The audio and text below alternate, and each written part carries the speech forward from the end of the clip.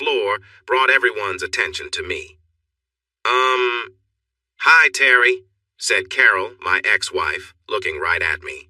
She was tired and out of shape, and over the last few years she had gained weight in ways that made her look different. Her once attractive curves were hidden under layers of extra weight. I, on the other hand, was still fit, and probably even more so than when we last saw each other. I could tell by the way she looked at me that she was surprised to see me. When she showed up, without warning, I knew she had no clue how any of us would react, but it would not be a joyful moment. The second person with her also looked at me. Hi, Daddy, Mackenzie, my former daughter, said before I could say anything. She wore a faded baseball cap that I had given her on her 13th birthday. Mackenzie looked nothing like the girl who had hurt me years ago. If anything, she seemed fragile, just like her mother. For what felt like a long moment, we all just stared at each other. The noise from the kids at the table was the only sound. Even they sensed something was off and noticed the two unexpected guests. I sighed, picked up the tray of meat I had dropped, and placed it on the table. I glanced at Martha, who understood who they were and was giving them a stern look. Martha, can you get the kids some food? I think this could take a while. She stopped glaring at Carol and Mackenzie, her expression softening as she looked at me. Martha knew my struggles better than anyone here. She had supported me through much of what had happened over the years. I sensed that Carol and Mackenzie had felt Martha's sharpness before, even if I didn't know all the details. Martha's focus quickly shifted to making sure the kids were taken care of, putting aside thoughts of my former family for now. No problem, Terry. You handle this. I will take care of the kids. I turned back to my ex-family and let my face show my irritation. For the sake of the children here, I won't say everything I want right now, but you need to understand that you are not welcome here. I struggled to keep my voice steady, and my words came out harsher than I intended. Carol looked hurt, while Mackenzie seemed on the verge of tears. At that moment, Kim had come to stand next to me. Melody and Harmony positioned themselves on my other side, with Melody holding my hand to show her support. She now understood that these visitors, like her sister Harmony, had a good sense of what I was probably feeling. Carol sighed deeply and scanned the room before her eyes settled back on me. There was a time, many years ago, when I cherished those eyes and loved looking into them. But now all I could see was a mask of pain and regret, which startled me. We know, Terry, but we need to talk to you. Oh no. Growing up, if I wasn't at school or with friends, I was on the job site with my dad, earning a little extra money. I always helped with digging or carrying materials. At school, I worked hard but wasn't top of the class. My report cards were decent, but I wasn't going to be a straight A student. However, I was skilled with my hands, and it showed in shop class. Dad was a plumber, mainly working on homes, supporting a few builders, and sometimes taking on commercial jobs. The work was good where we lived in Maitland. Dad often had a lot of projects, keeping him busy. He had one apprentice, and then there was me when I was available. I was pretty sure I would become a plumber too. I had the build for it and picked things up quickly once Dad showed me. I met Carol in junior high and we started dating the next year. I thought there was a good connection between us. We laughed at the same jokes, enjoyed similar music, and liked the same movies. Carol was a slim blonde with brown eyes and a friendly smile.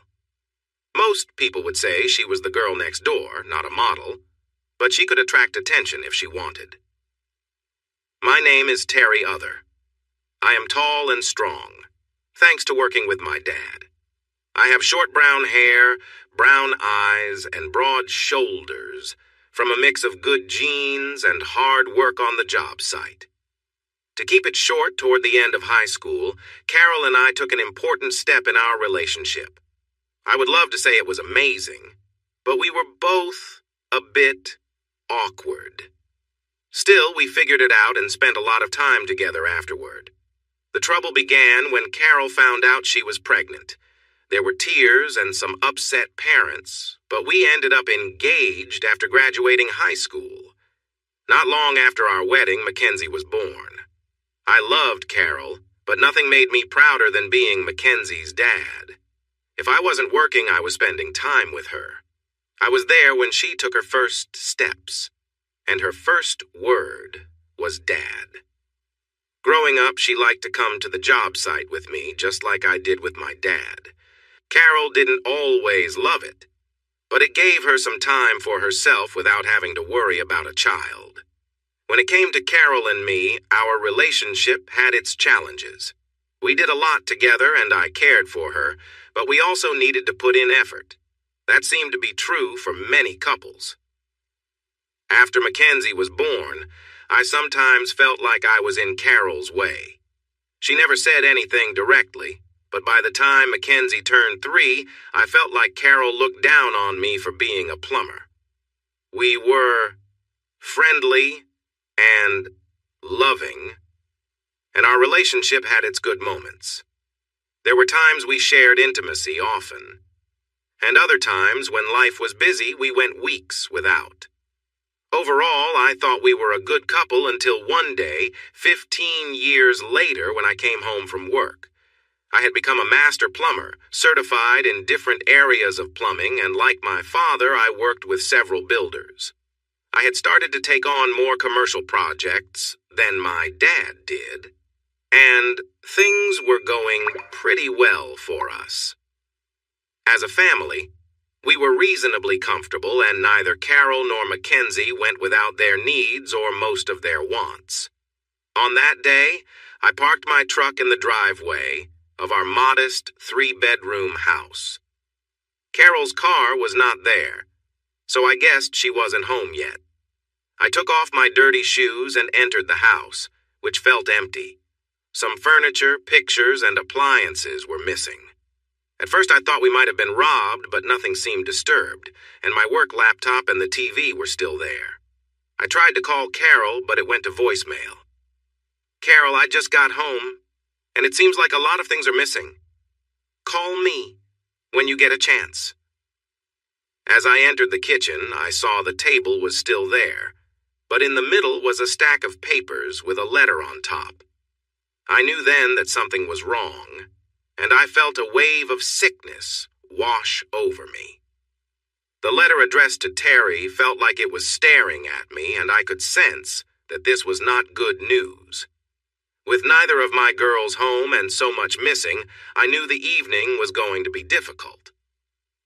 I pulled out a chair and opened the letter.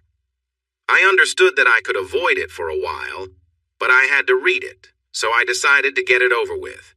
Carol wrote, "Terry, by the time you read this, Mackenzie and I will have moved out of the house. I wish I were strong enough to face you, but honestly, I can't bear to see the look of betrayal on your face right now. I didn't want to have a long talk, so I chose to write this instead. There's no easy way to say this, but I have fallen in love with another man who makes me happier than I ever was with you, and today, both Mackenzie and I have moved in with him. You probably have a lot of questions, so I will share some important details to help you understand why you shouldn't try to contact Mackenzie or me. Your first question will be about who. He is Mackenzie's doctor, and I chose him because he can take care of us in ways you cannot as a plumber. The next question might be how long. I've been seeing Stephen for 1.5 years. It was hard to keep it a secret from you, and both Mackenzie and I often thought you would catch on, but you didn't. I wish I could say I'm sorry, but I'm really not, and nothing I say can change how you might be feeling right now. Finally, you may want to know why. That's a tough question, but it comes down to your job. You're a plumber, and he's a doctor. He has the ability to provide us with more than you can. You have been a loving father and a good husband. But for Mackenzie and me, it's not enough. I know you'll have many questions, but that's all I'm sharing for now. About the divorce, there are a few important things to note. First, I've taken all the furniture I want and everything else is yours. Mackenzie has her room as she won't be spending time with you for reasons I'll explain in a moment. I have already split our finances and taken half of our savings. I will also need half the equity in the house, and our lawyers can sort that out later. The second document is adoption papers for Mackenzie. Stephen is going to adopt her, and that's the plan we have made. So don't misunderstand. If you sign these, you won't need to pay child support. Right now, I know you must be feeling heartbroken, but this is how we want it. The last document is a restraining order that will be in place until the divorce is completed. This means you need to stay away from Stephen, Mackenzie, and me until everything is sorted out. I regret that things have turned out this way, but sadly, a plumber's income can't support us like a doctor's can. So this is the choice we have made. Goodbye. Terry. Carol. I must have sat there for a long time unsure of how to feel. My emotions were mixed. I couldn't understand what to think at that moment, seeing that both my wife and daughter had left me without any warning. If the letter was true, this situation had been going on for a year and a half, while I was unaware. I read the letter 3 times before I heard a knock on the door. Slowly, I got up and answered it. It was my older sister, Kim. Terry, Carol texted me saying you were feeling unwell and needed help. She looked at me and suddenly all my feelings came rushing back. I sank to the ground at the entrance, crying. They're gone. She sat down beside me. What do you mean they're gone? Terry, what's happening? I still had the letter in my hand and I gave it to Kim. She read it while I sat beside her. Her face turned red as she finished the letter. Those awful people, she nearly shouted. That selfish woman and her ungrateful daughter. I was surprised by her anger. While Carol and Kim were not very close, they were friendly. Kim had always supported Mackenzie when she needed help. Now it all makes sense. She looked down at me. Come on, little brother. We need to get you sorted out. Sitting here and feeling sorry for yourself isn't going to help. Let's get moving. She took me to the bathroom and started the shower for me. I was still in my dirty clothes from work. She told me to clean up and come back to the kitchen. I spent about 10 minutes in the shower, letting the warm water soothe me. I found myself feeling very sorry for myself and confused about what I had done to lose my wife and daughter in an instant. When I stepped out of the shower, I could hear Kim complaining in the kitchen. I dried off, got dressed, and went to join her. She was sitting down and going through each of the papers that Carol had left behind. When she saw me, she looked frustrated. Usually I wouldn't like someone going through legal papers, but Kim was more than just my sister. She was also my lawyer. As I sat down, she reached over and placed her hand on mine. How are you doing, Terry? I looked at her. I don't know, Kim. I think I'm in shock. I never saw this coming. I don't know what I did to make both my wife and daughter leave without warning. There was nothing even this morning before I left the house. Carol gave me a quick kiss, and Mackenzie hugged me and wished me a good day. Nothing made me think this would happen. I gestured to the papers on the table. Kim frowned. Terry, after looking at these papers, I see they are very detailed. It's clear they spent a lot of time preparing them, so this is definitely not a quick decision. It seems well thought out and very cold, but it also highlights a few things. Like what? Well, I didn't notice it before, but over the last few months, Carol has asked me several times about how your finances are set up. She inquired about the difference between your business and personal finances. I thought she was hinting at wanting to make improvements to the house or save more for Mackenzie's future. but now it seems it was all about this. She waved her hand at the divorce papers in front of her. Now I understand why Carol wanted me here tonight. She knew I would represent you, and based on what I see here, she wants everything finished quickly so she can marry Stephen Morrison. I nodded. What about Mackenzie and the adoption she mentioned? Her mood turned serious. This is the worst thing they have done. It takes away your chance to be a father. This document, she picked up another large paper, is a completed adoption plan. These things can take time to reach this point. Out of 4 signatures needed, Stephen, Carol, and Mackenzie have signed. It only needs yours, and then Stephen Morrison will legally adopt her once Carol marries him. I nodded again, feeling lost. There isn't much I can do, is there? There is a lot, but it would be expensive, and honestly, given how Carol and Mackenzie have handled this, I don't think it's worth the effort. And Terry, it's not just Carol. Your little princess has been involved in this from almost the start, if I read these papers correctly. They've really blindsided you, little brother. I kept nodding silently, looking down at my hand in my sister's. Kim squeezed my hand. Terry, look at me. I met her gaze. Right now, you're feeling numb, like you said before. I think your mind is in shock, and I know it's tempting to use something to escape, but I don't want you to. She smiled, but it was a strange smile. I want you to come with me to the hospital. Hospital? Why? As your sister, I want to make sure you're okay, but as your lawyer, I need you to trust me. So she packed up the papers, helped me into her car, and took me to the hospital. I had no idea that trip would change my life. Kim drove me to the hospital, and we didn't talk much on the way. I stared out the window, wondering what I had done to deserve this. Finally, we arrived. We joined the waiting line. It was early evening, so it wasn't too busy. Kim had asked for a specific doctor, so we were told we might need to wait a while. As we sat, Kim went over the paperwork while I browsed Facebook on my phone. I noticed that both Carol and Mackenzie had removed and blocked me. I was a little surprised, though I guess I shouldn't have been.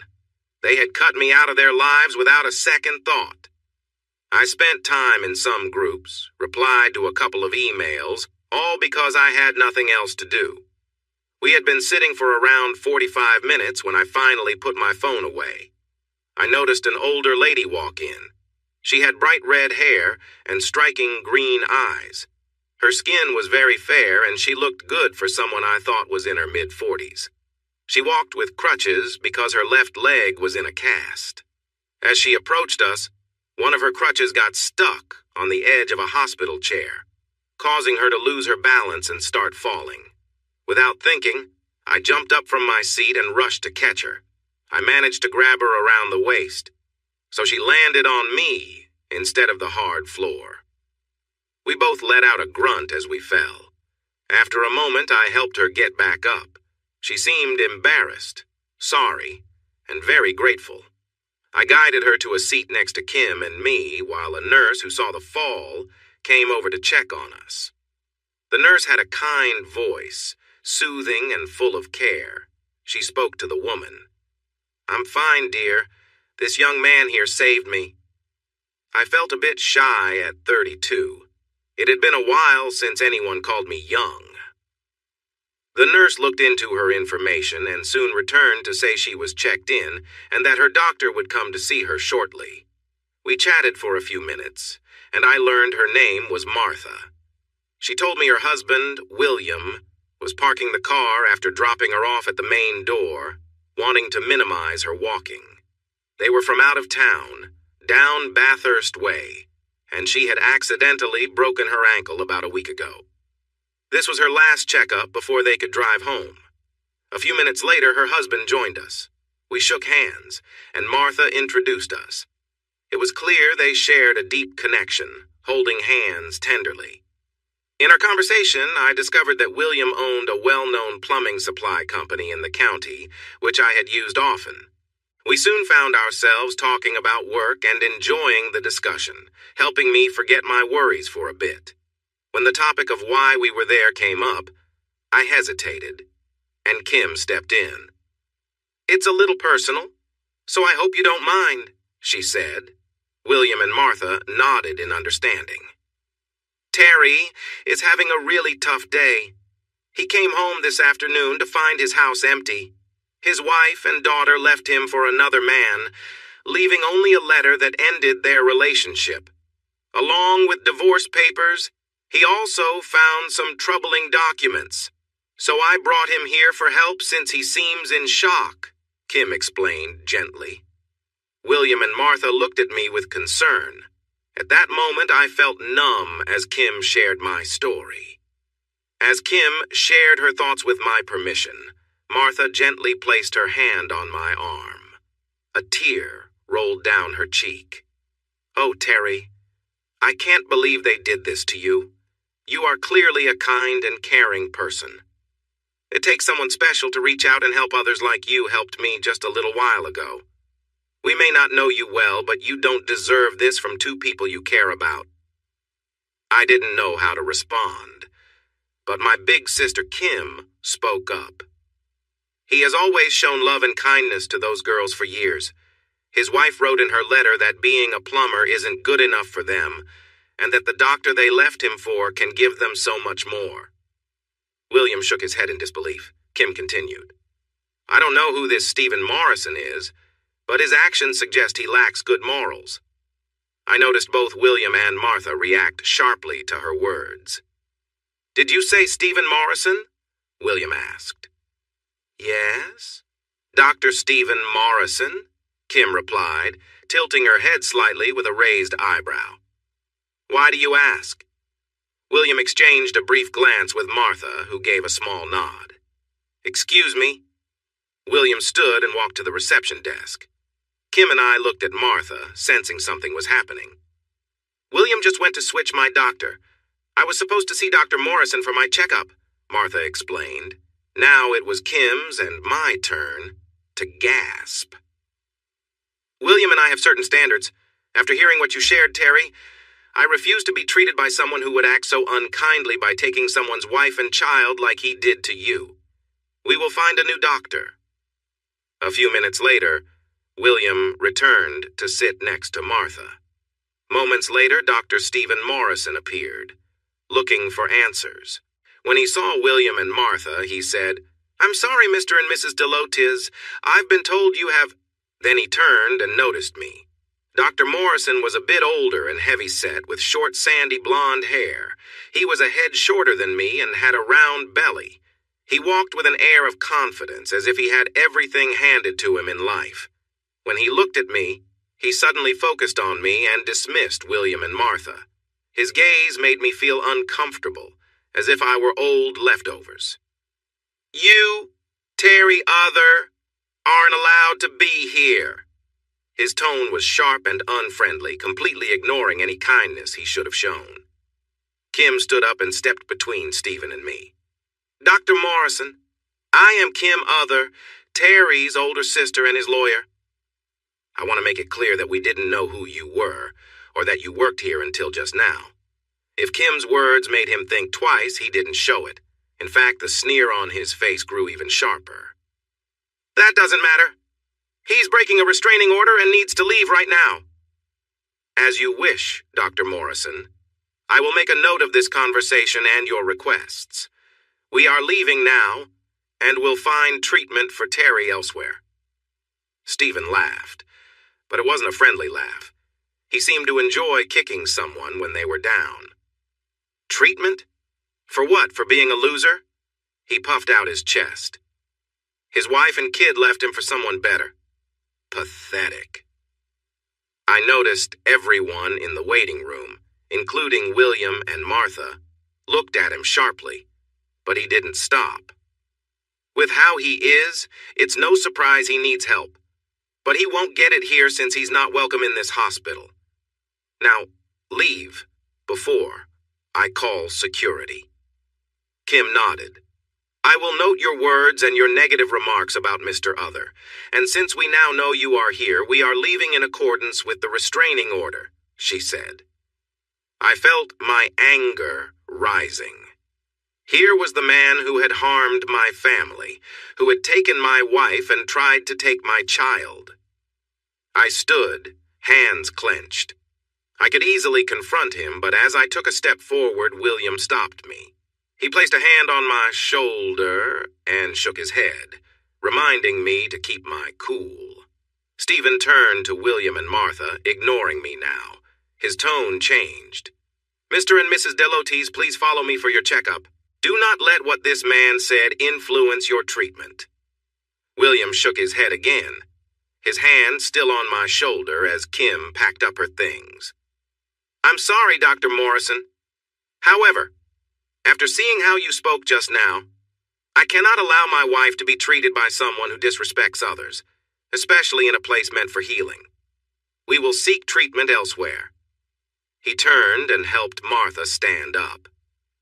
Once she had her crutches, the four of us made our way to the front entrance. As the sliding doors opened, William paused and addressed Stephen one final time.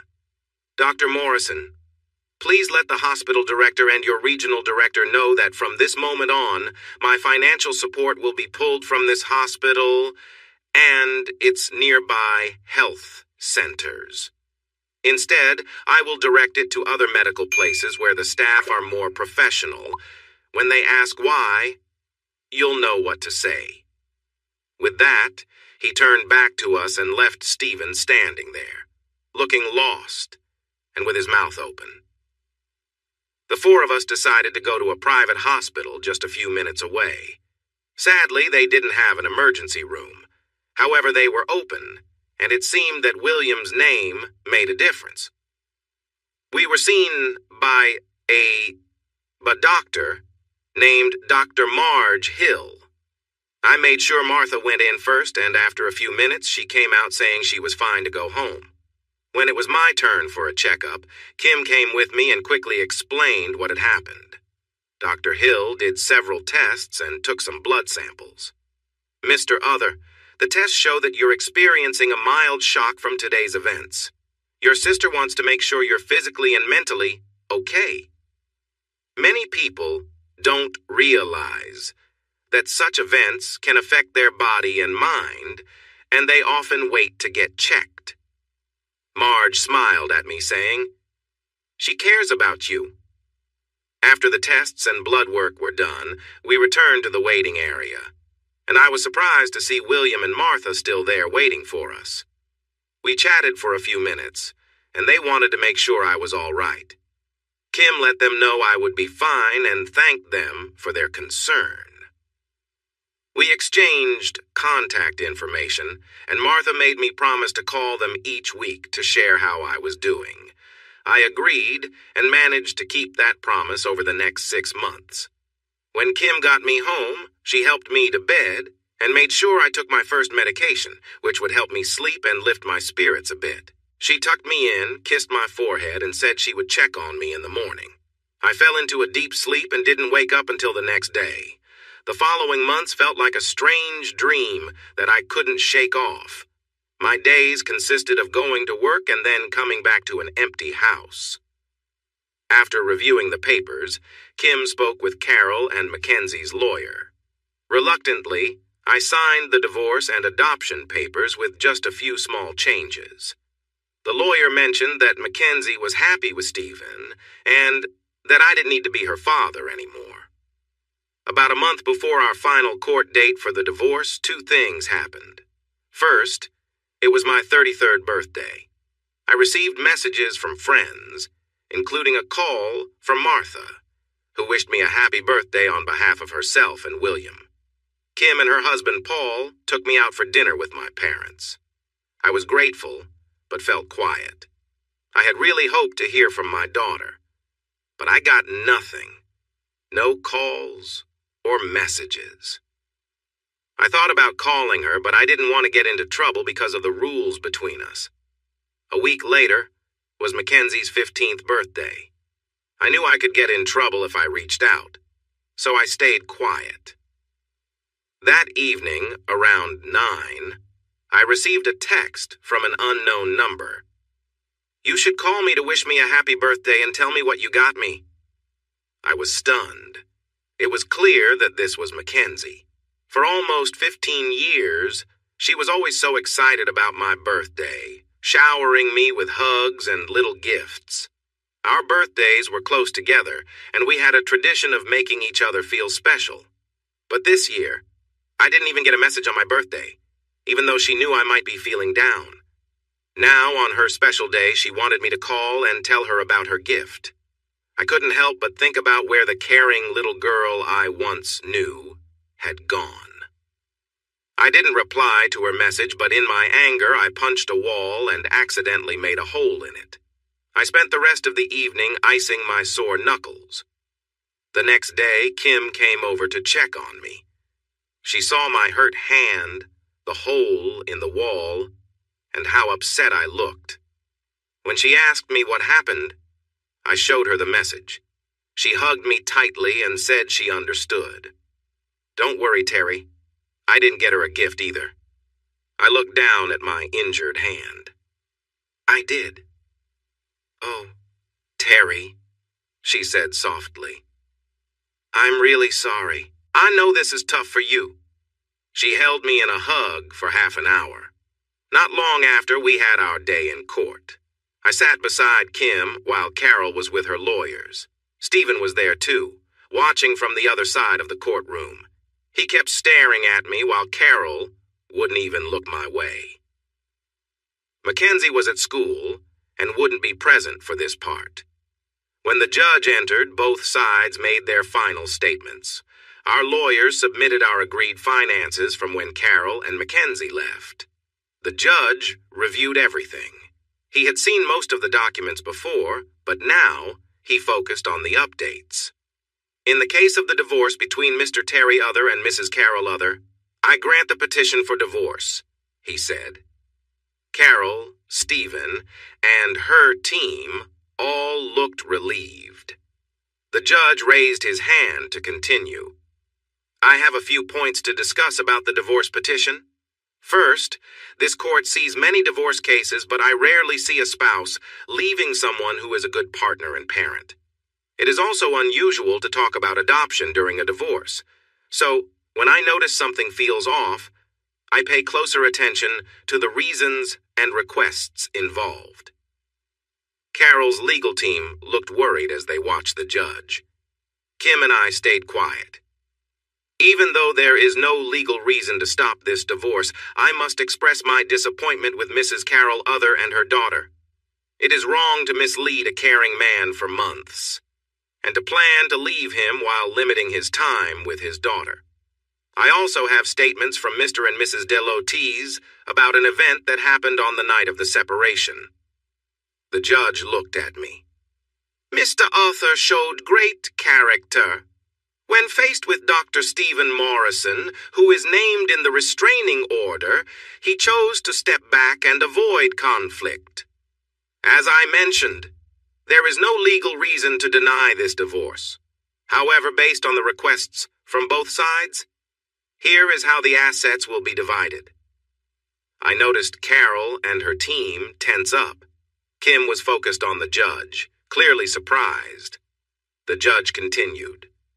"Mrs. Carol Other will receive half of the savings from the joint accounts that Mr. and Mrs. Other held. This transfer has already taken place, and those accounts are now closed. Next, the request to transfer the university funds for Ms. Mackenzie Other, amounting to $142,000, to Mrs. Carol Other for her daughter's support, is denied." Everyone reacted in shock. "Your Honor, I object," Carol's lawyer stated firmly.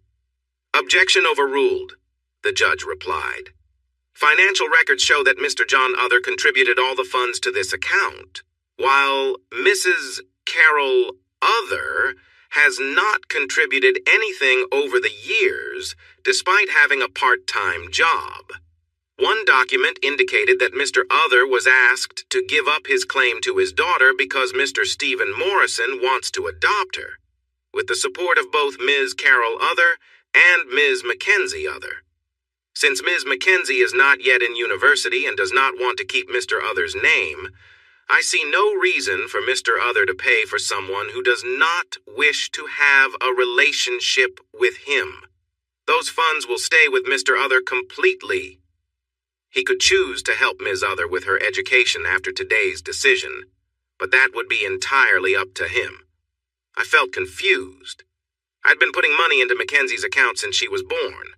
Learning that I didn't need to give anything to Carol or Mackenzie was surprising. The judge continued. The request for Mr. John Other to pay spousal support and child support from the time of separation until Mrs. Carol Other marries Dr. Stephen Morrison is denied. The court sees that Mr. Other was not given fair chances to respond to Mrs. Other and Ms. Other. It is also noted that Mrs. Other and Ms. Other have been living with Dr. Morrison since the day they separated. This is clear from the letter Mrs. Other left for Mr. Other on that day, along with the petitions showing that they plan to marry soon after this ruling. The court also notes that Ms. Other's adoption will happen right after the wedding. Therefore, there is no reason to approve the support request. As for the house owned by Mr. and Mrs. Other, I grant full use of the home to Mr. Other with no financial penalties. As mentioned earlier, both Mrs. Other and Ms. Other already have a new place to live that costs them nothing. If Mr. Other decides to sell the house, he will need to give 40% of the profits, after taxes, to Mrs. Other. No one spoke. I don't think anyone expected this result. The divorce of Mr. John Other from Mrs. Carol Other is granted.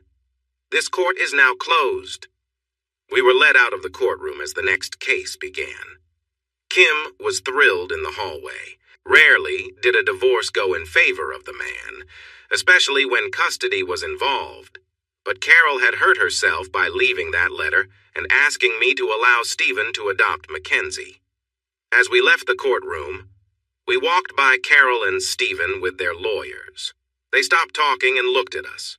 Kim held my hand and walked confidently past them, a big, satisfied smile on her face. Stephen stared at me angrily. Carol looked upset and then furious as we got close. I smiled at them and kept walking. I heard her whisper, "You jerk," but Kim guided me along before I could reply. Later that evening, I received a call from my parents. My mom was a bit unwell, but pleased about the ruling, although she felt sad that she wouldn't get to see her granddaughter anymore. My dad was practical, but also disappointed. Paul joined Kim and me for burgers and a couple of beers. It wasn't a real celebration. No one wins in a divorce. Still, I managed to get through it without too much financial trouble. The most surprising call came the next day from William and Martha. "Hey, Terry, how are you doing?" "All things considered, not too bad. However, I feel like my heart will never be the same again." Carol's betrayal was painful, but Mackenzie's choice leaves me confused. "We understand, son," William said. "We love our daughters more than anything. It's hard to see someone choose money and a difficult man over family." I had to agree. It was strange. I think this has a lot to do with her mother. I never expected this, but looking back, I see that I wasn't enough for Carol. She always wanted the newest things and spent money faster than I could earn it. I had to make do with an old truck for work while she drove a new car. At the time, I didn't understand, but now I see that she wanted more than what I could give. She taught her daughter the same idea. I felt sad about losing my daughter. I think they felt it too, so William changed the subject. "So, what are you planning to do now, Terry?" "Honestly, I'm not sure. I've been talking with Dad and I'm thinking about selling the house and moving away. Just to avoid running into any of them. I have my truck and tools so I can find work almost anywhere. I think having some distance could help." There was a moment of silence. "Terry?" "Yes, Martha?" "Well, William and I have been discussing something.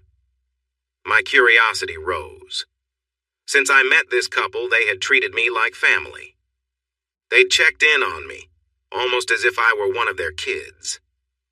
"What are you wondering about?"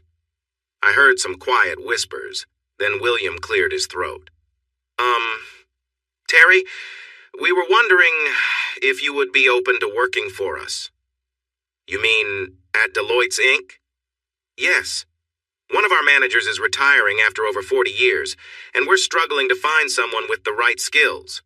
Since you are a plumber, you know the product and how it's used, so you could be a great fit. Martha has been encouraging me to talk to you. But I wanted to wait until your divorce was finalized. If you're thinking of moving, would you consider working with us?" I was surprised. They were offering me a position that sounded significant. "Terry, are you still there?" Martha asked. Yes, sorry, I was just caught off guard. I'm definitely interested. This could be the change I need." We spent the next hour discussing the details. They explained what they were looking for. While it was a bit different from my past experience, I felt confident in my skills as a plumber. They needed help overseeing the quality of their manufacturing process. Deloitte's makes a variety of plumbing products that are sold in Australia and abroad. They have 3 locations and a few trucks for their deliveries. The secret to their success was the quality of what they offered. So when they offered me a job to manage quality, it was a big deal for both of us. They shared that my starting salary would be nearly double what I currently earned as a sole trader, and with bonuses based on performance, it could be even more if I worked hard. I agreed to the job, but I wanted Kim to review the contract before I officially accepted. They were fine with that and appreciated that I was being careful. When I showed the offer to Kim, she was excited for me. It would allow me to move away from Carol and Mackenzie. Plus, she knew William and Martha from the hospital, so she realized that my new bosses were good people. The next day, I accepted the offer and started getting ready to move. Instead of selling my house, I decided to rent it out. This way, I could earn some money from it without giving anything to Carol. Within 2 weeks, I found someone ready to move in within about 6 weeks. I also found a small rental close to the Delatees offices, a 2-bedroom unit with parking and storage for my truck and tools. The rental agency appreciated that I was willing to commit to a 12-month lease. While getting ready for the move, I learned that Stephen and Carol had gotten married. That meant Stephen had adopted my daughter, who was now named Mackenzie Morrison. I was no longer her father. I thought this news would hit me harder, but surprisingly, it didn't. Though I felt a bit sad, it was just a part of life. I was moving forward. The night before I left, my parents, Kim and Paul, came over.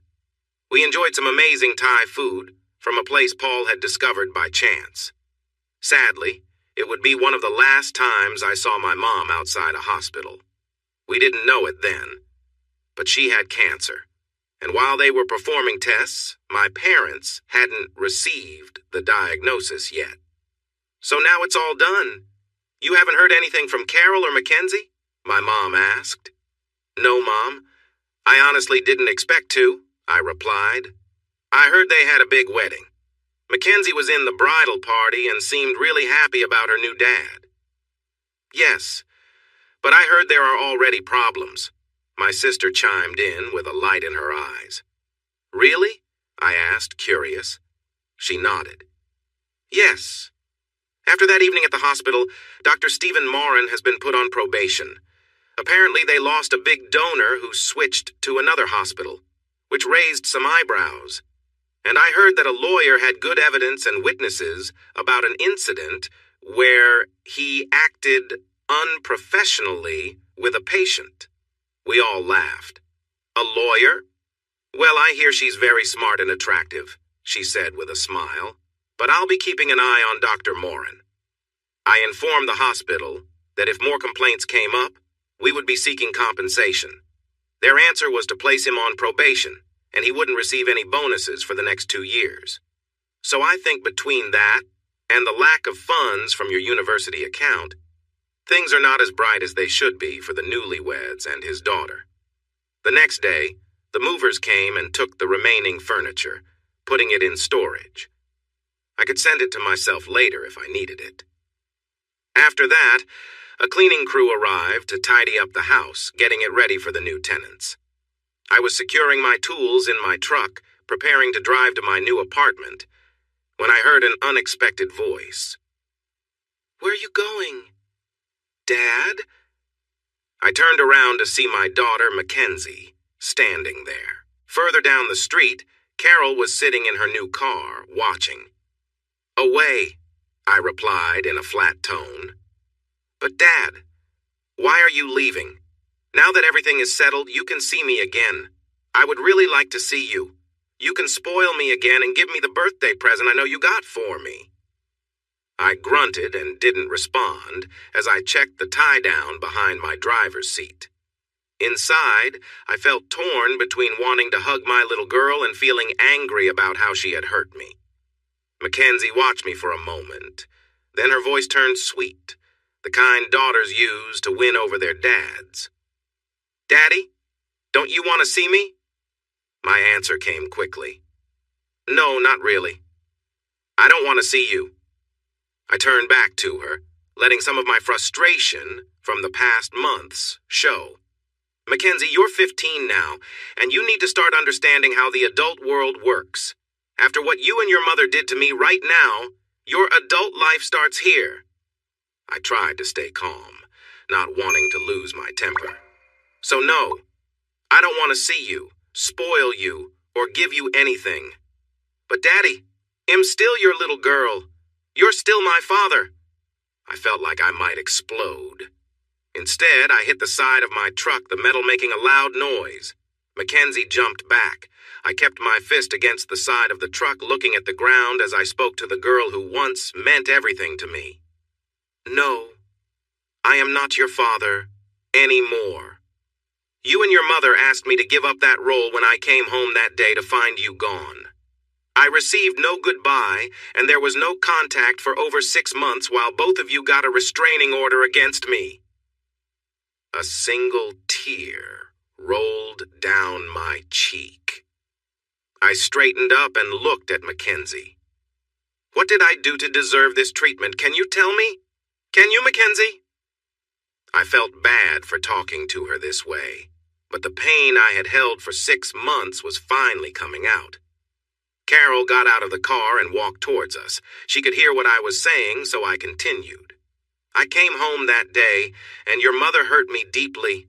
I loved her and did everything I could for her. When she needed to go out, I was there to take care of you. When she wanted dinner made or the house cleaned, I helped. When you both were sick, I was there for you. If she needed clothes or shoes, I made sure she had money for those things, but it was never enough." Carol stood quietly behind Mackenzie. I looked at her, feeling my love for my ex-wife fade into anger. She took what I gave her, pretending to love me back, all while having a relationship with someone else, which I didn't even notice for nearly 2 years. I didn't see it because I loved her, but that wasn't the worst part. "Do you want to know what was, Mackenzie?" She stared at me, wide-eyed. "It was you. My own daughter," I said, my heart aching even more. "You, my own blood, turned against me. Your mother hurt me, but you ignored my pain. When your new father told you I was in the hospital, did either of you think to check on me? No. On my birthday, there was no message, no wish. Yet on your birthday, Mackenzie, you told me to call and hear about your present. I felt lost. And to add to my suffering, you both put a distance between us when you left. You even asked me to give up my role as your father. I was hurt by those I cared about most. So no, Mackenzie. There will be no gifts for your birthday, no holiday cheer, and if you need anything, don't come to me. After what happened, I feel like you both have taken everything from me. I no longer see you as my daughter because of how you both have acted. If you want something, ask your new father, because from that day on, it feels like you both are gone from my life. It hurts less to think of it that way. I will carry this pain with me forever." By the end of my heartfelt words, tears streamed down my face. The first real tears I had shed in months. Unable to handle it, Mackenzie turned and ran back to the car, breaking my heart again. Carol tried to reach her, but she ran past her. With the car door slamming shut, Carol turned back to me, her anger boiling. "How could you do that, Terry? She wanted to make things right. You're being really cruel. You know that. She isn't my daughter anymore, and I'm only this way because of how you acted. But it's not my problem anymore, is it? You made sure of that." She glared at me. "So that's it? You just give up and run away like a weak man? Stephen was right about you." "No, Carol. Like I told you, you and your daughter broke me. You took all the love I had for both of you and crushed it. All that paperwork and those adoption papers took months to prepare, and you both had to know about it. Your daughter knew you were going to betray me. She knew. The morning you left, you both acted like nothing would change. And really, Carol, the night before, you never hinted that you were about to leave." Carol looked down, recalling our last time together. "But seriously, it's cold-hearted to act like everything was fine and then just walk away." I kept going. And just to be clear, I didn't give up. You gave up on me. You broke our marriage vows and chose to be with another man. You're the one who ran away and did everything to make sure I couldn't follow. You turned Mackenzie into someone just like you. You could have let my daughter be my daughter, but no, you had to control everything. So tell me, Carol, did you ever love me?" For a moment, she looked soft and seemed ready to apologize, but then her expression hardened. "Forget you, Terry. My daughter and I will be fine without you. Stephen is better than you, and we don't need your money." I laughed. "Yes, he may be better, but you should be careful. He's not exactly in shape. It can't be easy for him. And before you met him, I don't remember you complaining about me being a plumber." "Terry," I raised my hand to stop her. "Carol, it's too late. You and Mackenzie made your choices. I'm no longer part of that. I've given you the money the court required. And now that I'm out of the picture, choosing to walk away. But that money was for Mackenzie, not yours. You should give it to her. And here we go again. It's always about money. Plus, you never even said you were sorry for how you treated me, how you left, and how you turned my daughter against me, putting that restraining order in place." Carol was staring at the ground now, a look of shame on her face. "It's clear you came here for one thing, money. So it's not just a refusal to give you anything from that account, it's a strong no. Neither you nor she will be getting any of that money. When you both chose to adopt her, you took that money away as an option for her. You and her new father can find the money if she goes to university. You keep saying how great he is. Since Mackenzie is no longer my daughter, I will save that money for a day when I may have a child who will love me and give it to them." Carol looked very angry. I glanced at Mackenzie sitting in the passenger seat and crying. I wasn't sure if she was upset because of what I said or because she felt she lost me. I would likely never know. I held up my hand again before Carol could say anything more. "Carol, whatever you want to say isn't going to help. We're finished. Know that I once loved Mackenzie and you with all I had and would have done anything for either of you, but that love is gone now, and you won't like what's taken its place if you keep pushing. So go back to your new life and do what you want. I am doing what I want with mine." With that, I turned back to secure my tools in the truck. She stood there for a few minutes staring at me. Then she turned and left. I caught a glimpse of her in the car for a moment as she and Mackenzie talked. It seemed like when Mackenzie tried to get out, Carol stopped her. I didn't look directly at them. I just kept organizing my truck. Then, as I finished my checks, I noticed the car was gone. I spent a few more minutes, ensuring everything was in place. The house was tidy. I climbed into my truck and drove off. I wasn't sure what was next for me, but I planned to be ready. Little did I know that life had unexpected challenges waiting for me. Loaded with my tools and everything important to me, I eased my truck onto the highway. I kept changing radio stations, searching for something that matched my mood. Each station played songs that felt like reminders of my past 6 months. There were songs about loss and betrayal, rock songs that expressed pain, and classical music that was sad. Pop songs spoke of unfaithfulness, while country songs told stories of heartbreak. Each station reflected my troubles, but not my future.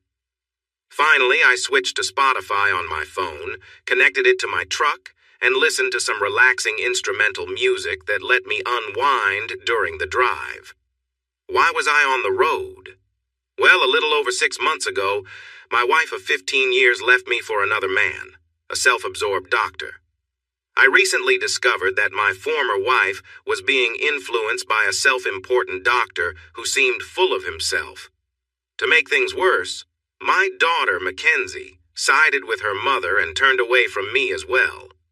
It seemed she had been working with her mother for over a year to have this doctor adopt her, making me less important in her life. After everything was settled, both women showed up at my door the day I was leaving town.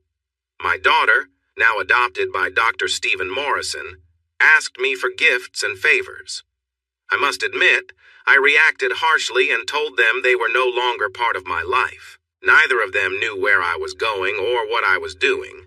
But I guess they thought it was just another plumbing job, which is what I was trained to do. They seemed to think being a plumber was not as good as being a doctor. So, after the divorce and the messy adoption, I was driving 6 hours away from Maitland to Bathurst to join Delatees Inc. as their new quality manager. I had met the owners, William and Martha, the night my family left me with just a note. During my divorce, they kept in touch, and once it was over, they offered me the lead quality manager position for their plumbing products. It was an important opportunity for me, which is why I was heading south, trying to find music that wouldn't make me sad about losing my family. A couple of years earlier, I had bought a second-hand Ford F-Truck and customized it for my work. I added toolboxes and a new bull bar with powerful lights and a winch for when I got stuck on a job site. I also put in extra lights for working at night, which helped me work almost anywhere at any time. The few times my family and I went camping, my truck's upgrades were really useful. With its off-road capability, I was glad I had a vehicle that could handle tough conditions. Sure, it used more fuel than a typical truck in Australia, but I thought it was worth it. As I drove for the first couple of hours, I reflected on the past few years. Looking back, I could see how both women had slowly pulled away from me. It wasn't obvious at first, but Carol's affectionate kisses became just little pecks. And my outings with Mackenzie turned from fun dad-daughter days into her asking what I could do for her. I had loved them both deeply and never saw the change coming. My sister Kim told me that I loved them so much that I overlooked their faults. I never thought I would be hurt by those I cared for deeply. I might still be unaware of it all if Carol had not started seeing Dr. Dickhead, who convinced her to leave me. I hated him for taking my family away. But thinking about it now, if it hadn't been him, it would have been someone else. Carol simply wanted something different and to move on from me. One day I stopped at a highway service center to fill up my gas tank. I went inside to pay and picked up some drinks and snacks. While I was there, I saw a weather report on a TV on the wall. Big storms were coming later today, which felt just right. The weather seemed to match my mood. After filling up the tank and checking my gear, I got back on the road and drove at a steady speed. I hoped to reach my new 2-bedroom apartment by early evening. I had just over a week before starting my job at Deloties Inc., so I had time to explore the area. Since I was outside Bathurst in Australia, I wanted to see the famous racetrack. Growing up, I had watched the race with my dad, and driving around the track was a dream for me. I was also excited to try the local cafes and bars. As someone who works with my hands, coffee and evening drinks were important to me, so finding the right places would help me meet new people. As I drove, I began to feel sad while thinking about my recent life. I still couldn't understand why Carol and Mackenzie treated me the way they did. They even put a restraining order on me, which kept me from seeing them or Dr. Dickhead during the divorce process, all while asking me to let Mackenzie be adopted and change her name. Kim, my older sister and my lawyer, convinced me to sign the papers, telling me it was what both the women had planned all along. The sky turned dark, matching my feelings. Clouds gathered as I drove, making me feel like the upcoming storm knew about my pain and was moving with me. I almost wished for the storm to pass over their house and bring lightning down on it. As the rain started, my feelings of sadness grew. I believe my car windows were up, but my shirt felt wet, reminding me of my lost family. With the rain pouring outside, I felt a wave of sadness inside me as I drove. The storm really picked up, and the rain fell heavily. It became so difficult to see that I had to slow down to stay safe. Lightning flashed in the sky, and thunder rolled around me. I drove through this storm for almost 2 hours, sometimes more gently, and at other times, it was so fierce that visibility was nearly zero. Through it all, I quietly cried. Every mile I traveled reminded me of my pain and the love I had felt, making each tear a memory. I spotted a rest area and decided to stop. Driving in such a storm was draining. On top of that, I was sorting through my feelings, which left me quite exhausted. I filled up my gas tank again and parked, eventually drifting off to the sound of rain hitting my windows. I woke up about 30 minutes later and noticed I felt much better. It seemed the worst of the storm had moved on. Although it was still raining, it was lighter now, and the booming thunder had mostly faded. Taking it as a good sign, I switched to a local country radio station, started my truck, and got back on the road. I drove for about an hour before the radio interrupted with a news announcement.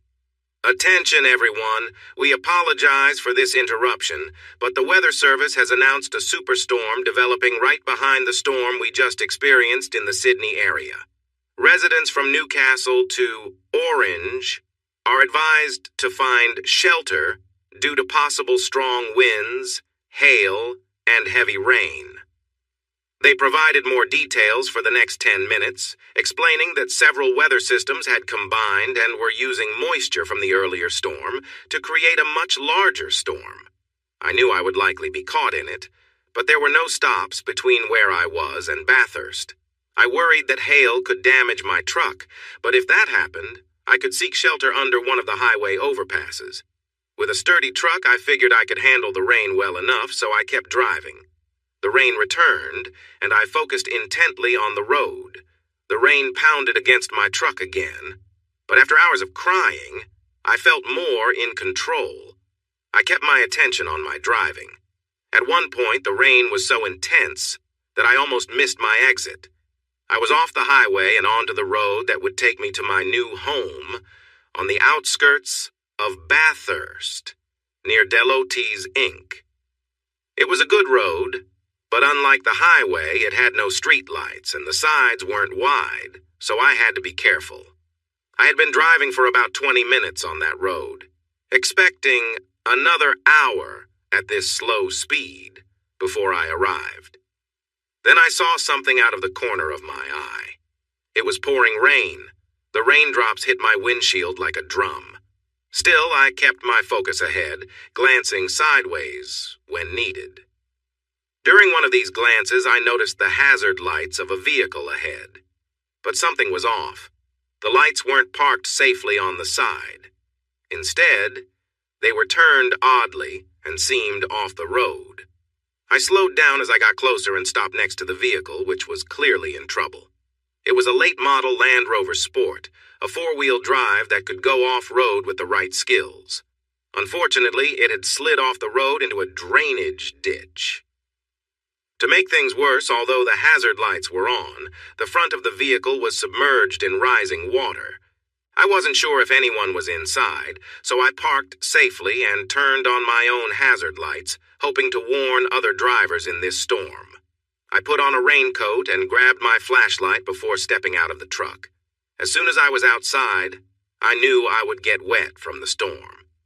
I made my way to the Land Rover and noticed it was stuck in the ditch, pressed against a large fallen tree. Using my flashlight, I could see that the car had slid off the road and been pushed down the ditch by the rushing water, with the tree stopping its movement. Since we drive on the left side of the road in Australia, the driver's door would be on the right. I saw that the tree pinned the passenger side doors, and with the force of the water, the driver's door likely wouldn't open easily. I carefully stepped down the muddy bank and into the water, shining my flashlight through the fogged-up windows to check if there was anyone inside. I quickly heard someone calling for help, so I stepped deeper into the water. "Help!" I heard a woman's voice. I knocked on the window with my knuckles and shouted, "Window!" It was tough to talk over the loud storm, but I could hear her reply. "The car is stuck!" There was panic in her voice. It must have been very stressful to be in that situation, yet she was holding it together. The car's lights were still on, so I knew it had some power, but the window must have been stuck. I thought for a moment. There was no way I could open the door against the rushing water or the tree blocking it, and breaking the window could make things worse. However, I had a big truck with a winch that could help pull them out, at least enough to open the doors. Time was short, though, as the water was rising. I knocked on the window again, and just then the rain lightened a bit. "I'm going to get my winch to pull you out. Stay put." "Okay," I heard her reply, and I saw another person in the passenger seat. Two people needed my help. I needed to act fast. I hurried back to my truck, climbed in, and moved it to line up the winch with their car. My winch had a remote control, which made it easier. Once I was set, I got out and started unwinding the cable to connect it to the back of their car. It took me about 10 minutes, and during that time, the rain kept coming and going. The water, which was just below my ankles at the start, was now up to my knees. I realized that while their car was good, the spots where I could hook the winch were hard to reach quickly. I managed to thread the winch cable through a recovery point, though it took time to secure it properly. I stepped back to begin pulling them out. At first, the winch moved slowly as it tightened the cable between my truck and their car. But after a few minutes, I could see the car slowly rising out of the water. I wasn't too worried about the weight pulling my truck into the ditch. My truck was much heavier with all my tools in it, so I kept winding the winch. It took about 10 minutes to pull their car out enough so the doors could open. As soon as I felt it was far enough out of the water, I stopped winding. Just then, the driver's side door started to open. There was a strong force of water pushing against the car door, so I had to help the driver open it. Once we managed to get it open, my life changed forever. I reached out my hand to her as the rain continued to pour. I helped her out of the car. Her face was striking with pale skin and a few freckles, framed by beautiful red hair. She wore a dark green skirt that hugged her shape. The way she walked made it hard not to look at her. The white blouse she wore became see-through in the rain, revealing a white lace bra beneath it. I quickly turned my gaze away to avoid staring. She blushed a bit, knowing she couldn't do much about her situation in the rain. I made sure to keep my eyes on hers, respecting her as she stood there. Her green eyes were captivating, and I felt like I could look into them forever, forgetting that we were in a fierce storm, where she might have been in danger just moments before. Just like that, the moment passed. I helped her to her feet, ensuring she wouldn't stumble into the water. Then I turned to help the passenger out of the car and did a double take. If the driver was stunning. The next person took my breath away as she climbed over the center console to exit. She looked just like her sister. They had to be twins. They shared the same curves, hair, eyes, and freckles. This second sister wore a navy blue skirt and a white top, and she had to lift her skirt to get out. I helped her out as well, and the three of us waded through the water to the dry bank of the ditch. Luckily, the rain had eased up, so we didn't need to shout. "Are you both okay?" I asked them. They nodded in response. "Yes, thank you," said the twin in the green skirt. "I don't know what we would have done without your help," said the twin in the blue skirt. I glanced at the winch cable. It was tight, and while the water was still pushing against the car, the tree had it stuck in place. I might be able to pull the car out, but it would take some work. If the car wasn't working electronically, I wasn't sure what else could be done. "Is there someone I can call to help you?" "Right now, the most important thing is that you're safe." "I'm Terry, by the way." The twin in the green skirt looked at her car with a frown, while the twin in the blue dress turned to me and said, "I'm Harmony, and this is my sister Melody. Thank you, Terry." "Yes. Thank you, Terry," Melody added. We got swept off the road, and as the water pushed us backward, I couldn't open my door. When we got stuck against a tree, I tried to get out, but the water was too strong. Once we fell into the ditch, the car's electricity stopped working, so we were trapped. Harmony was figuring out how to break a window when we saw your flashlight. You can't imagine how much you have helped us.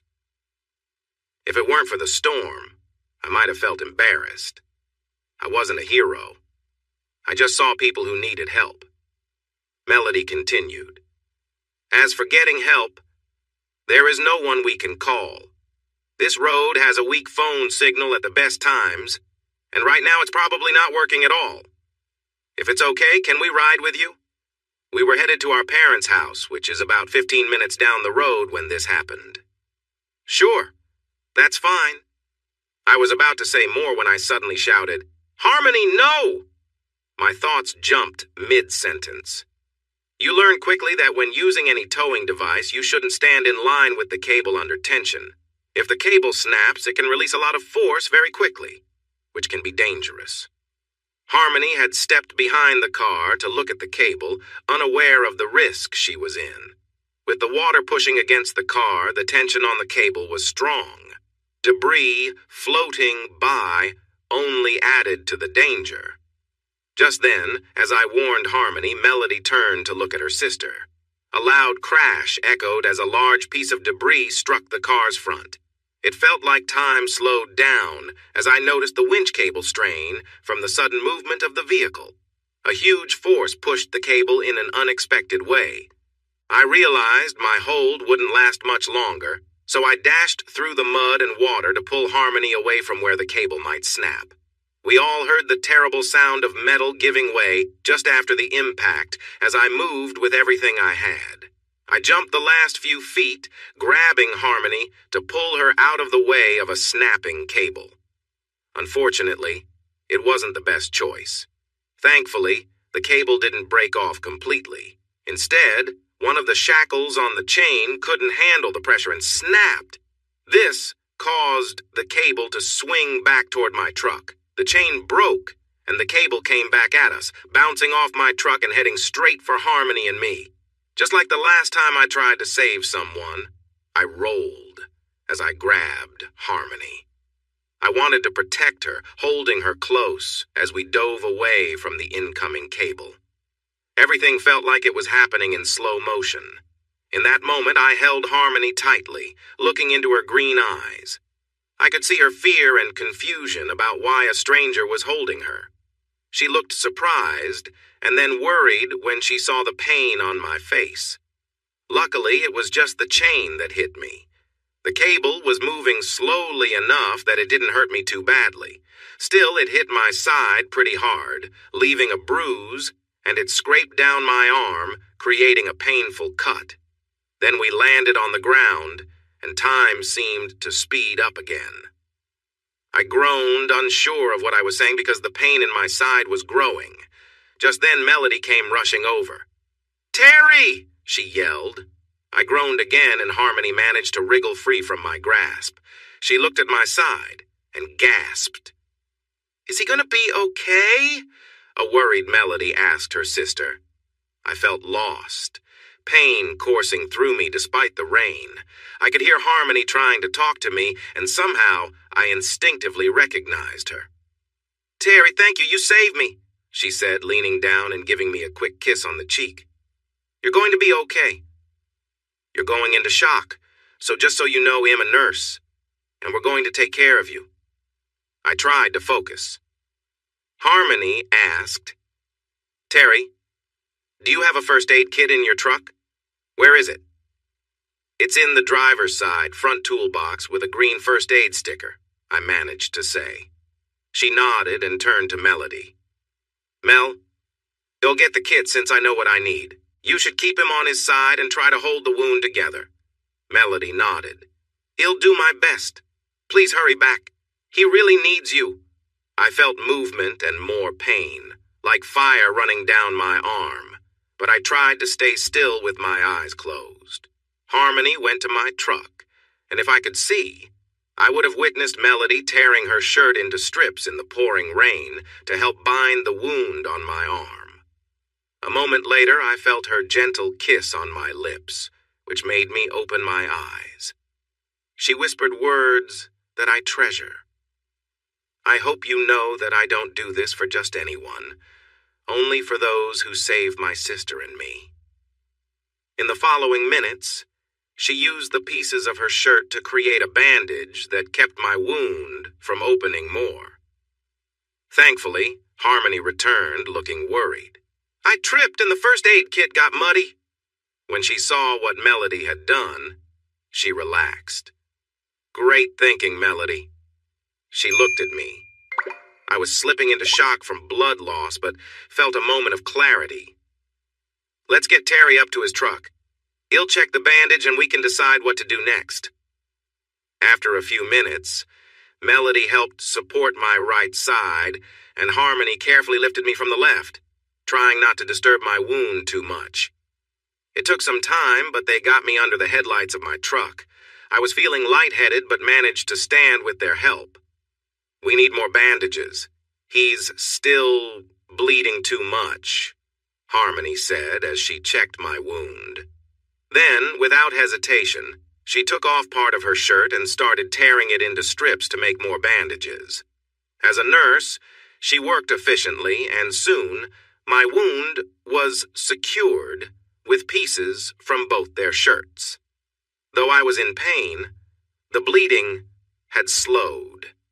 I regretted that I couldn't appreciate the moment more with two caring women helping me, but I was starting to feel weak. "How are we going to get out of here?" Harmony asked. "What if no one comes to help us?" "I can drive. I'll get us out," I replied. "No," both girls said together. "He'll drive. This can't be harder than the trucks at the factory," Melody said, looking at my truck. If I wasn't feeling so tired, I might have disagreed. But it turned out I didn't need to worry. Melody, even though she was only wearing a green skirt and a white top, also had a license to drive big vehicles. Who would have thought? After a few minutes, the girls helped me into the driver's seat while they adjusted the back seat so that Harmony and I could sit there as Melody took the wheel. Melody seemed right at home in my truck. She managed to fix the broken winch and turned off the custom spotlights. I remember her easily steering the truck back onto the road and starting our journey, heading to somewhere I didn't know.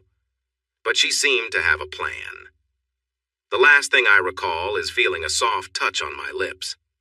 It felt so familiar, yet different. I opened my eyes and saw beautiful green eyes looking back at mine. "It's okay, Terry, we've got you. Thank you. You saved us both." After that, everything became blurry, and I must have passed out. Sometime later, I woke slowly. I heard the gentle beeping of hospital machines, typical for waking up after something big happened. But this didn't feel like a hospital bed. It was too cozy. I opened my eyes with some effort and noticed a high ceiling with great decorations. The curtains were drawn, but I could see it was daytime outside, probably late morning. My left side was hurting. I could feel an injury there and was careful not to move. I also felt a small medical tube from a drip on my right side and the touch of medical pads on my chest. I tried to shift a bit, but found it hard. The reason was that Melody was lying across my waist. Her hair was spread out, and her arm was resting on me in a way that showed comfort and care. When I turned my head to the left, I saw Harmony. She was gently holding my hand and seemed to be dozing until I moved.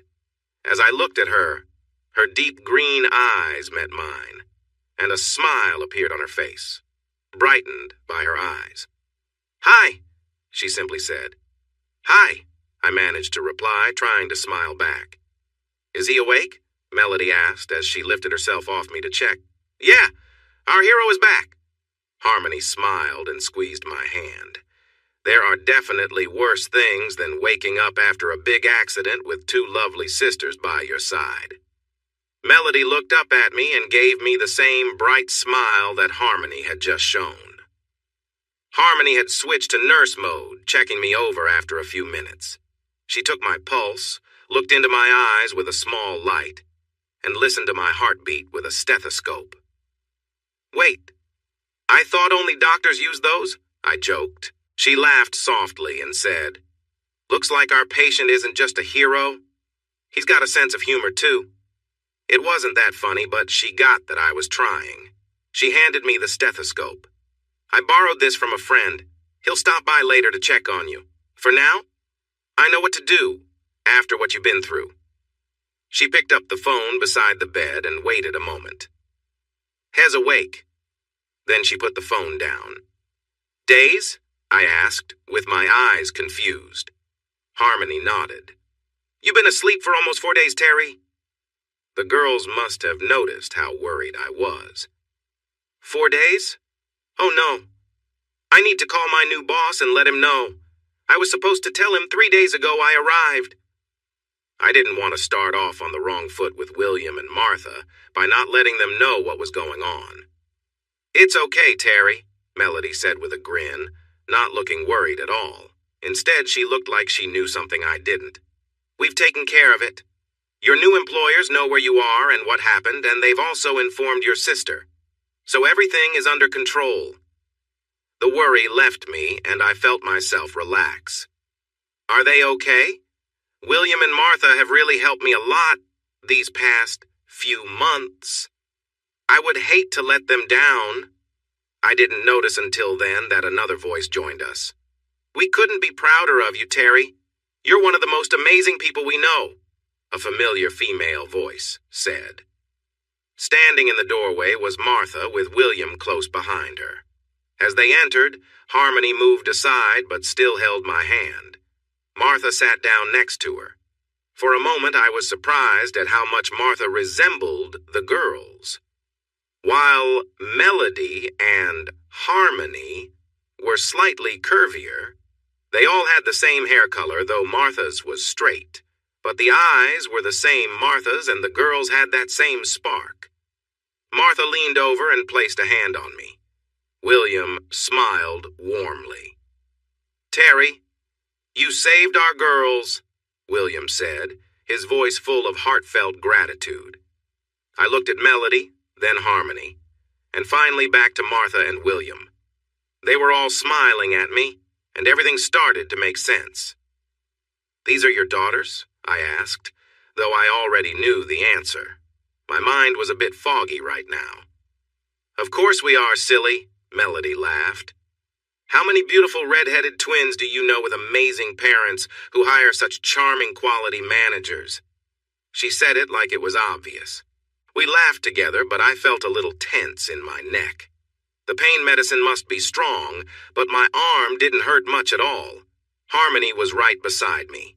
"It's okay, Terry. For now, just lie still and relax. In a couple of hours after Dr. Hill sees you, we can help you get up."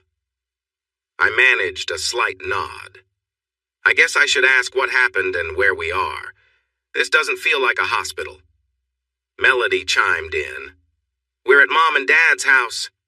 You probably don't remember much since you pretty much fell asleep once we started driving. When we got a little further, your phone got service, so we pulled over to call Mom and Dad from your truck." She looked a bit sheepish. "Sorry for using your phone without asking, but ours got lost in the car." "It's fine, Melody. You did the right thing. What happened next?" She brightened up as if I had just complimented her, but Harmony jumped in to tell the rest. "Melody got Dad on the phone and explained that we had an accident, and that a man who was hurt had helped us. We wanted to take you to the hospital, but one of the main bridges into town was flooded, and it would take hours to get there. So Dad told us to bring you here." William added, "I was really worried when they called me. There was so much emotion, and they kept saying how Terry saved them and was hurt. I didn't realize they meant you until they pulled up in your truck and asked for my help." Melody giggled. "Dad almost put you back in the truck when we got out, but then he saw it was you on the floor and his whole attitude changed." I smiled.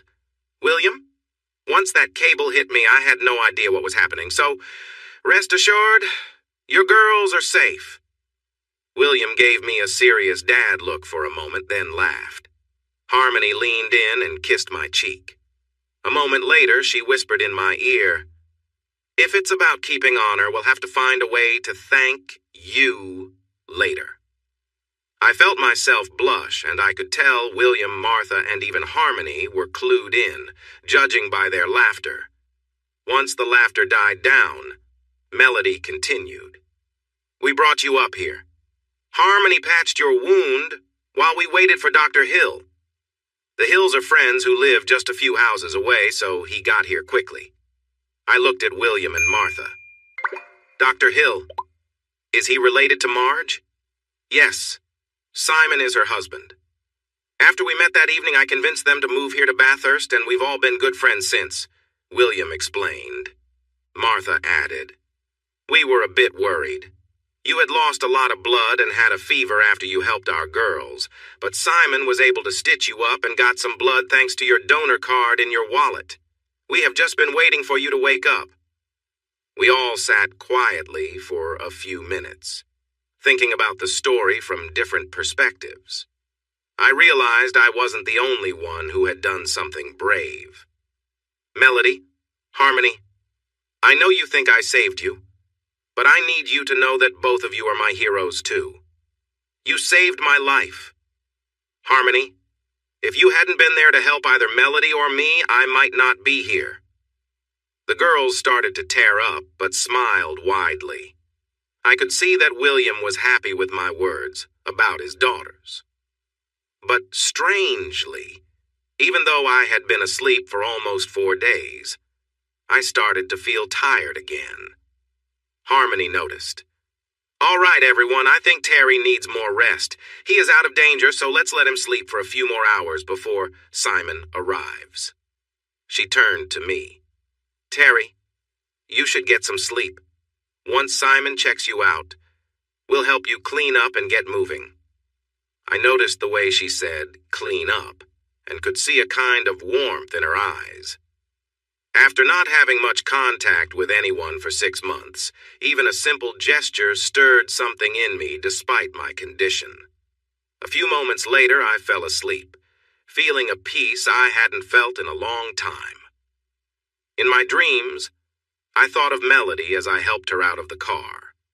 Then I thought of Harmony and how she held on to me during those moments before I lost consciousness. Yes, the twins were both very lovely, and I could see how I might develop feelings for either one. I slept soundly for a few hours until Dr. Simon Hill arrived. It seemed that resting in bed had worked wonders for my arm. I had a dozen stitches, but Simon said it was healing well. Besides my arm, my back had some bruises. And when Simon examined it, the pain became sharper as the medicine wore off. After a thorough checkup, he said I was healthy enough to get up. I was relieved because I really needed to get out of bed after being there for days. Simon went to talk with William and Martha while Melody closed my bedroom door.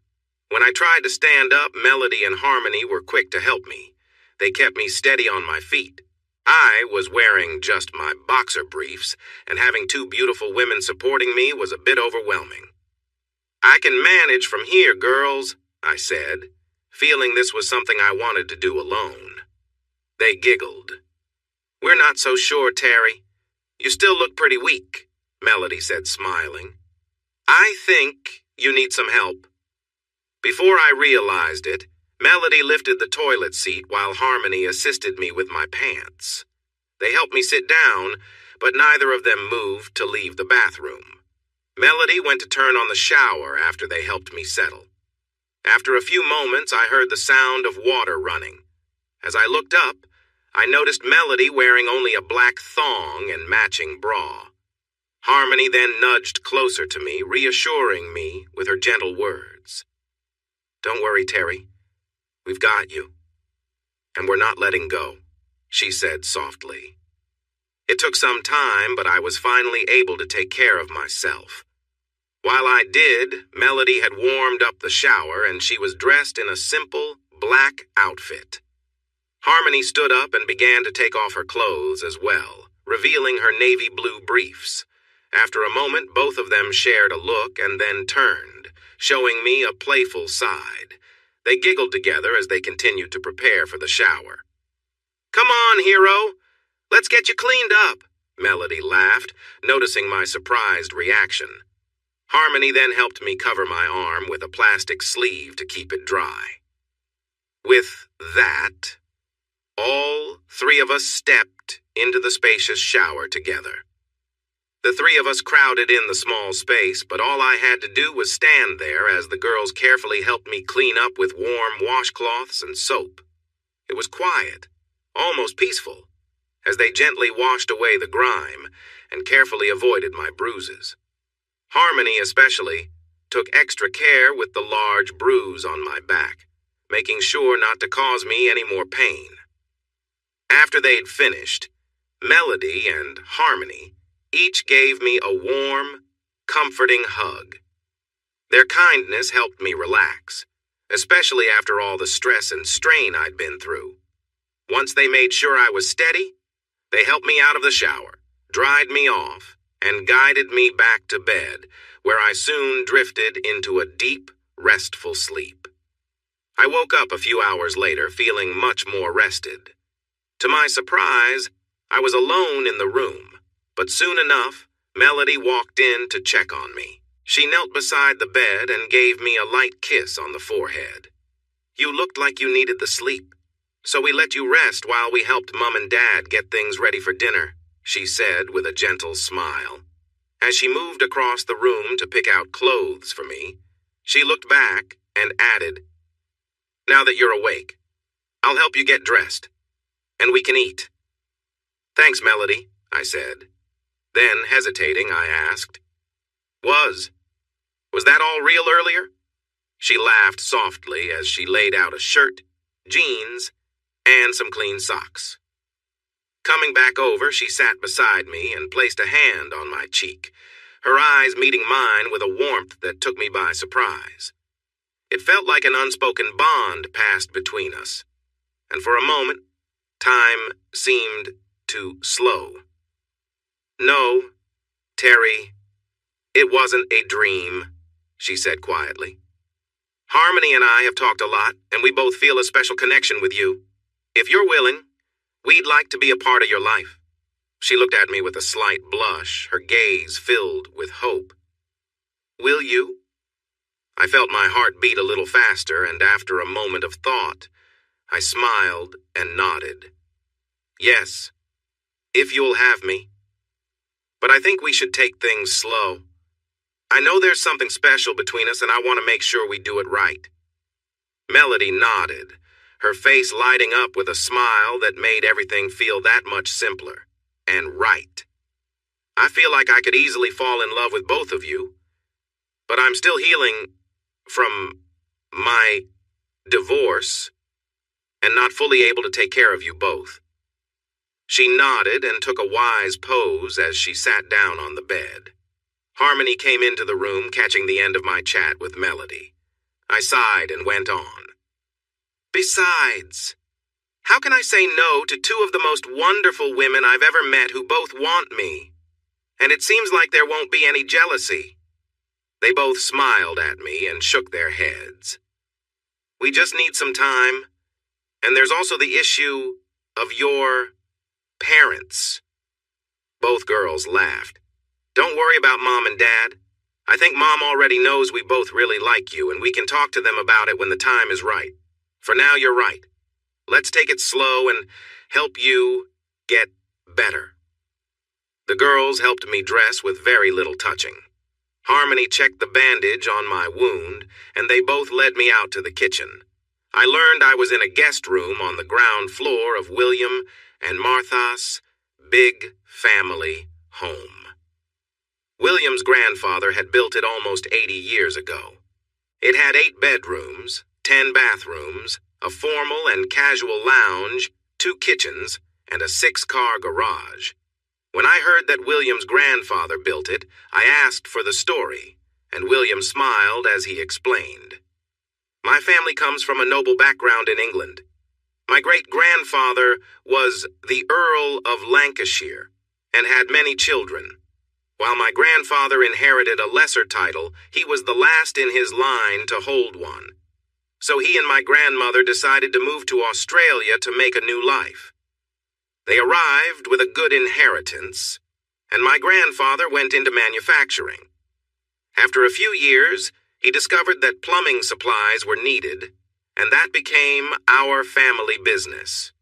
He bought the 500 acres where this house sits, started Delotes Inc., and built a home and business that has been passed down through the years." I looked around the room with appreciation. "It's amazing, William, and I really appreciate you taking me in and caring for me. Besides Paul, Kim, and my parents, it's been a while since someone has looked after me like this. Don't mention it. I just want to make sure my new quality manager gets back on his feet." He winked at me as Melody put another chicken enchilada on my plate. I had already eaten 3, along with 2 chicken legs and some pasta salad, while Harmony poured me more iced tea. Martha smiled at her daughters taking such good care of me. "William, I don't think Terry is going to have any problems with the way these girls are looking after him." "Girls, you need to give Terry some space." "Aw, Mum," they replied almost together. We all laughed and enjoyed our meal. The next week was lovely for me. Simon came twice to check on how I was doing. With Harmony around, my cut was being taken care of and I was recovering quickly. The girls helped me bathe a few times, sometimes together and sometimes just one of them. We played a bit, but it never went beyond what happened the first time. We also had many conversations, discovering our shared likes and differences. It felt a bit strange to be getting closer to 2 similar girls at the same time. I wasn't sure what to do next. I didn't want to wear out my welcome, even with the girls' kindness. So when I said I needed to move into my apartment by the end of the week, the girls looked upset. It was William who stepped in. "Terry, I hope you're not too disappointed, but I called the apartment complex and canceled your lease. Martha and I really want you to stay here for a while. You can use the guest room, and when you're ready, you can come to the office with me so you don't have to drive too soon." He looked at me and then at his daughters. "Besides, I think my girls would be very upset if you leave." Melody went over to William, hugged him, and kissed the top of his head. "You're the best dad." He looked back at me and said, Sorry if I overstepped, but after all you've done for my family, I want to help you until you are back on your feet." I was surprised they wanted to do this for me. Their home was lovely and I couldn't ask for better company. Even though our friendship had only started a couple of weeks ago, it felt like much longer. The girls were funny and smart. They knew how to laugh and could talk seriously or jokingly. Like many twins, they seemed to understand each other perfectly. As I healed, I sometimes felt sad thinking about Carol and Mackenzie. Melody and Harmony noticed and spent a lot of time talking with me. They asked questions and helped me sort through my feelings. Even though I was still angry at times, they never backed away when I had those feelings. This was so different from Carol, who would tell me to move on and leave the room when I was upset. The girls were always there, comforting me as I worked through my thoughts. And over the years, we made sure never to go to bed angry with each other. At the end of the second week, Simon visited again, removed my stitches, and praised Harmony for how well she had taken care of me. Melody sulked a bit until Harmony joined in, making sure Simon knew that Melody had also helped take care of me. I was on mild pain medication once a day and had to wear a sling on my arm for a month. My arm felt itchy and the scar was sore, but I was healing well. Harmony told me I would probably always have a small scar, but as she hugged me, she said she loved it because it reminded her of the night I helped them. My evenings were wonderful. I often fell asleep with one or both girls cuddled up next to me. Our hands sometimes brushed together and there was a certain closeness between us, but we never went too far. The following Monday was my first day at work. I was living with the boss and couldn't drive, so I rode with William and, surprise, Melody. Melody was the office manager at Delotees, Inc. She handled administration, logistics, finance, and human resources. William drove a new Ford truck similar to mine, bought last year. While he drove, Melody sat in the back with me, holding my hand and smiling as she talked about some of the people I would meet. My first week at the office felt a bit strange.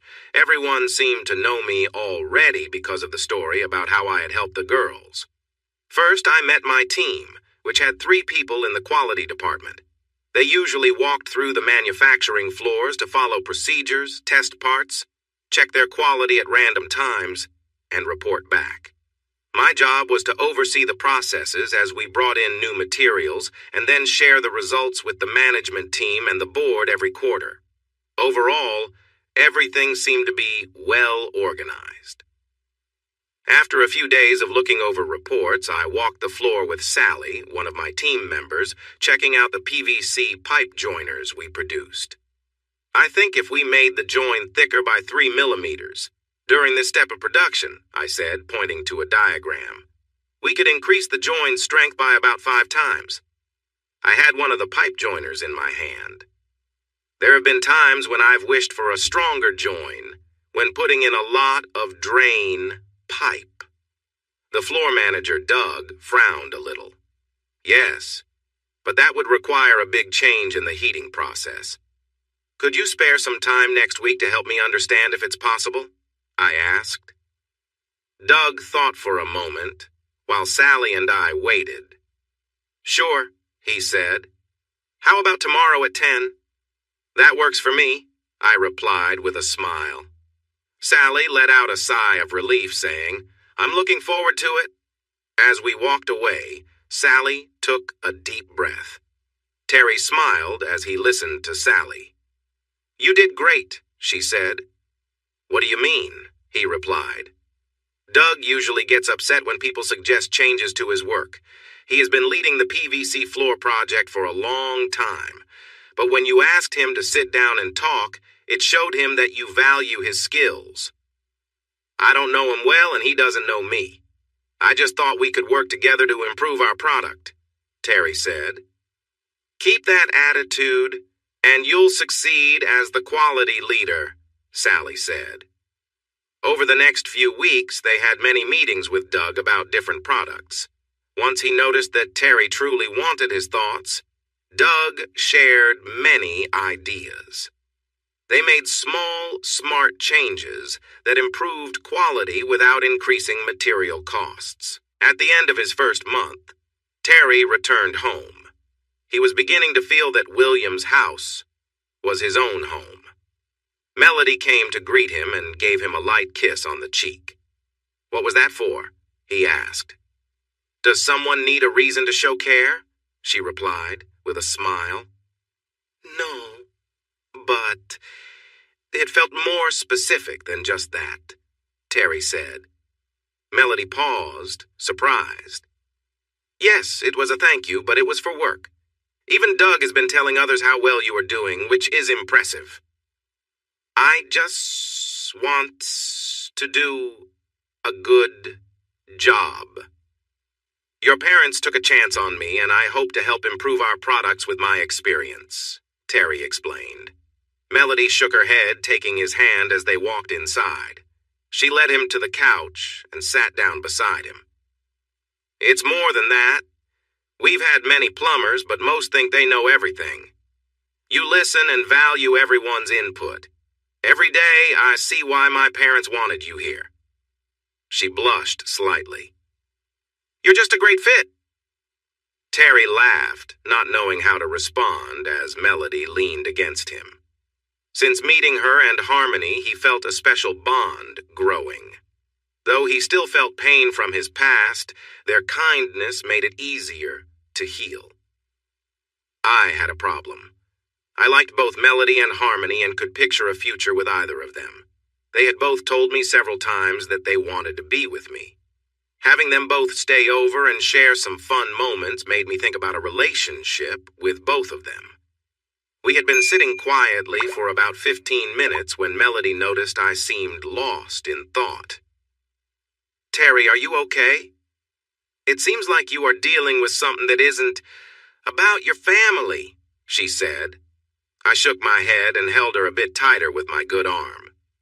"No, I'm just thinking about everything that has happened lately. Carol and Mackenzie hurt me a lot, and your parents have been like a second family to me during this tough time.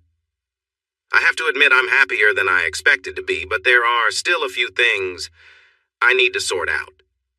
"Like what?" she asked. "Feelings mostly. I can't put it all into words just yet. A lot has changed over the past year, more than I ever imagined. It makes me wonder what comes next and how I really feel about everything." I could tell she was trying to understand, but I struggled to look her in the eyes. "I think I get it," she replied. "Going through such pain, then changing everything in your life, would be so overwhelming." She gave me a quick kiss on the cheek. "Then you help two girls in trouble only to find out they are your new boss's daughters, and to top it off, both girls feel a connection with you and are okay with it." I nodded as she touched my cheek. "Trust me, I understand. If I were in your place, I would feel confused too." I finally looked up and met her gaze, giving a small nod.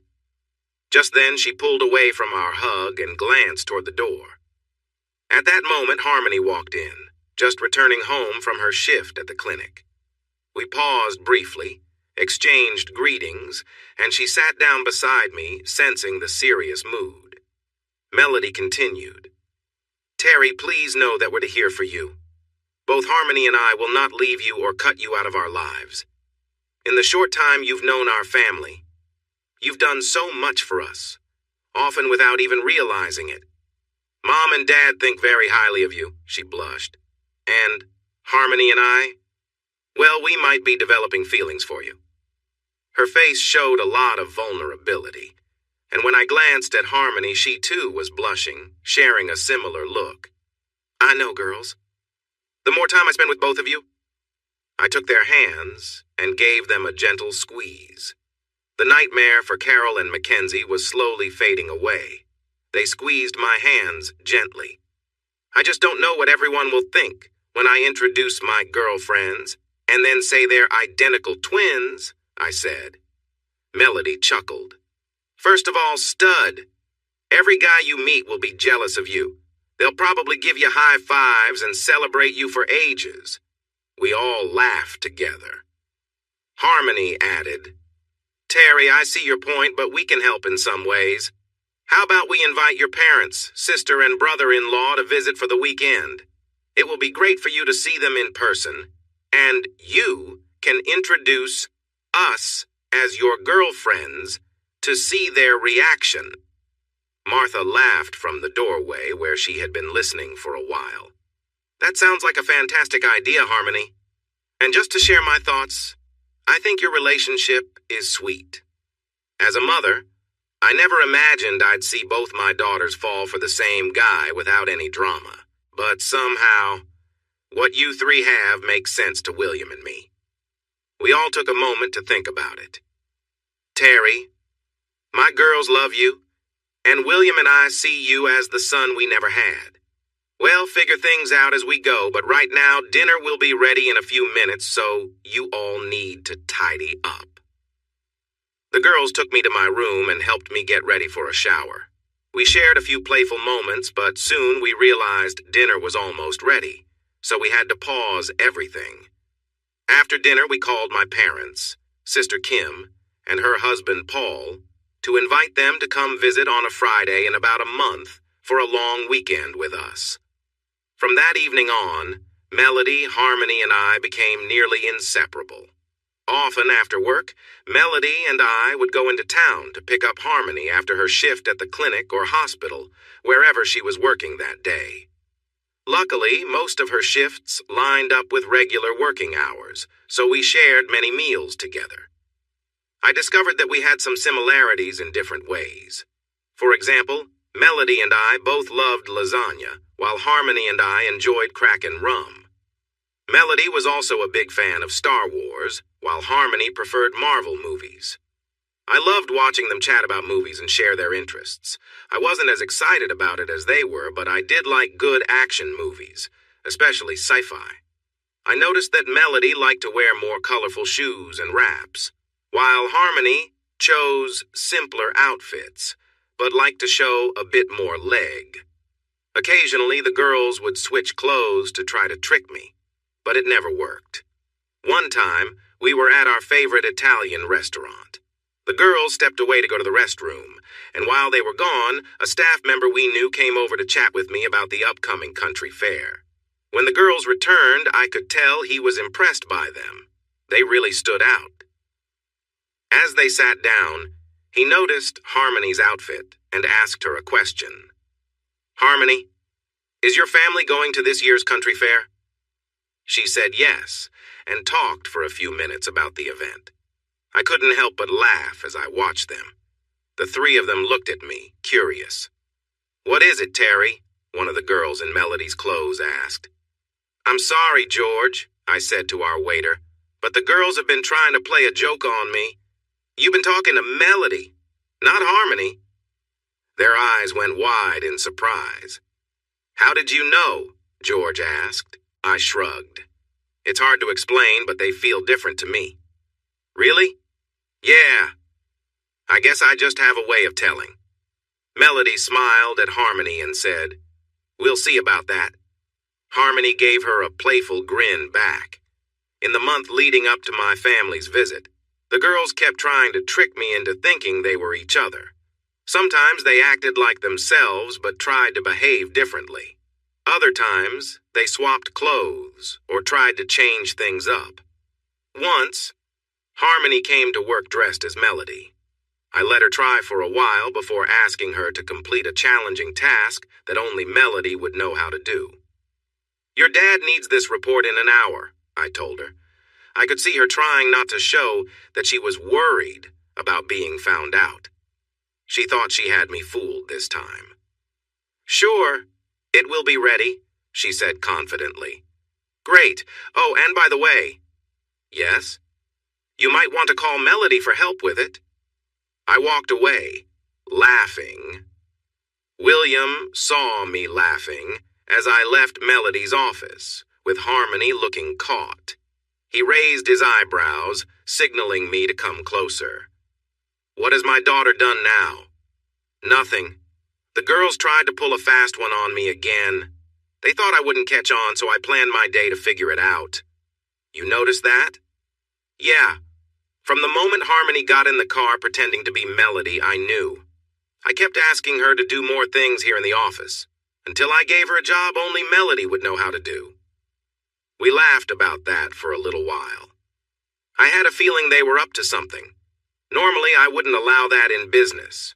But since I know you, and how you get along with the girls, I wanted to see what would happen. He paused and glanced at me. You know, very few people can tell the girls apart, even up close. But almost right away, you knew which one was which. He got up, went to a cabinet in the back of his office, and returned with a bottle of whiskey and 2 glasses. It was a bit before lunchtime, and it wasn't unusual for William to do this with a manager. Still, considering our conversation, I wondered where it was going. He poured us both a drink. I guess it's time to ask how you're finding things here.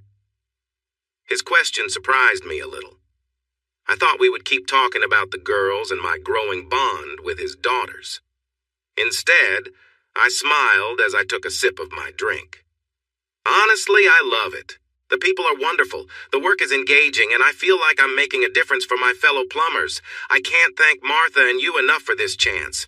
You helped me when I was really struggling, and I hope I'm meeting your expectations. A sudden thought crossed my mind, reminding me that it wasn't all perfect. Why is that, William? Have I not been meeting your goals? He chuckled, glancing at his glass, which was already a third full. Quite the opposite, Terry, he said, looking up at me. Everyone loves you. You care and listen. You don't yell at people. And when you see a chance to improve our quality, you involve the right people and share recognition. Our previous quality manager, Tom, was liked but very set in his ways. You've brought in so many fresh ideas that I think we'll need to look for new growth projects before the end of next quarter, at least double what we were expecting. He paused and gazed at me thoughtfully, the kind of look bosses give their staff.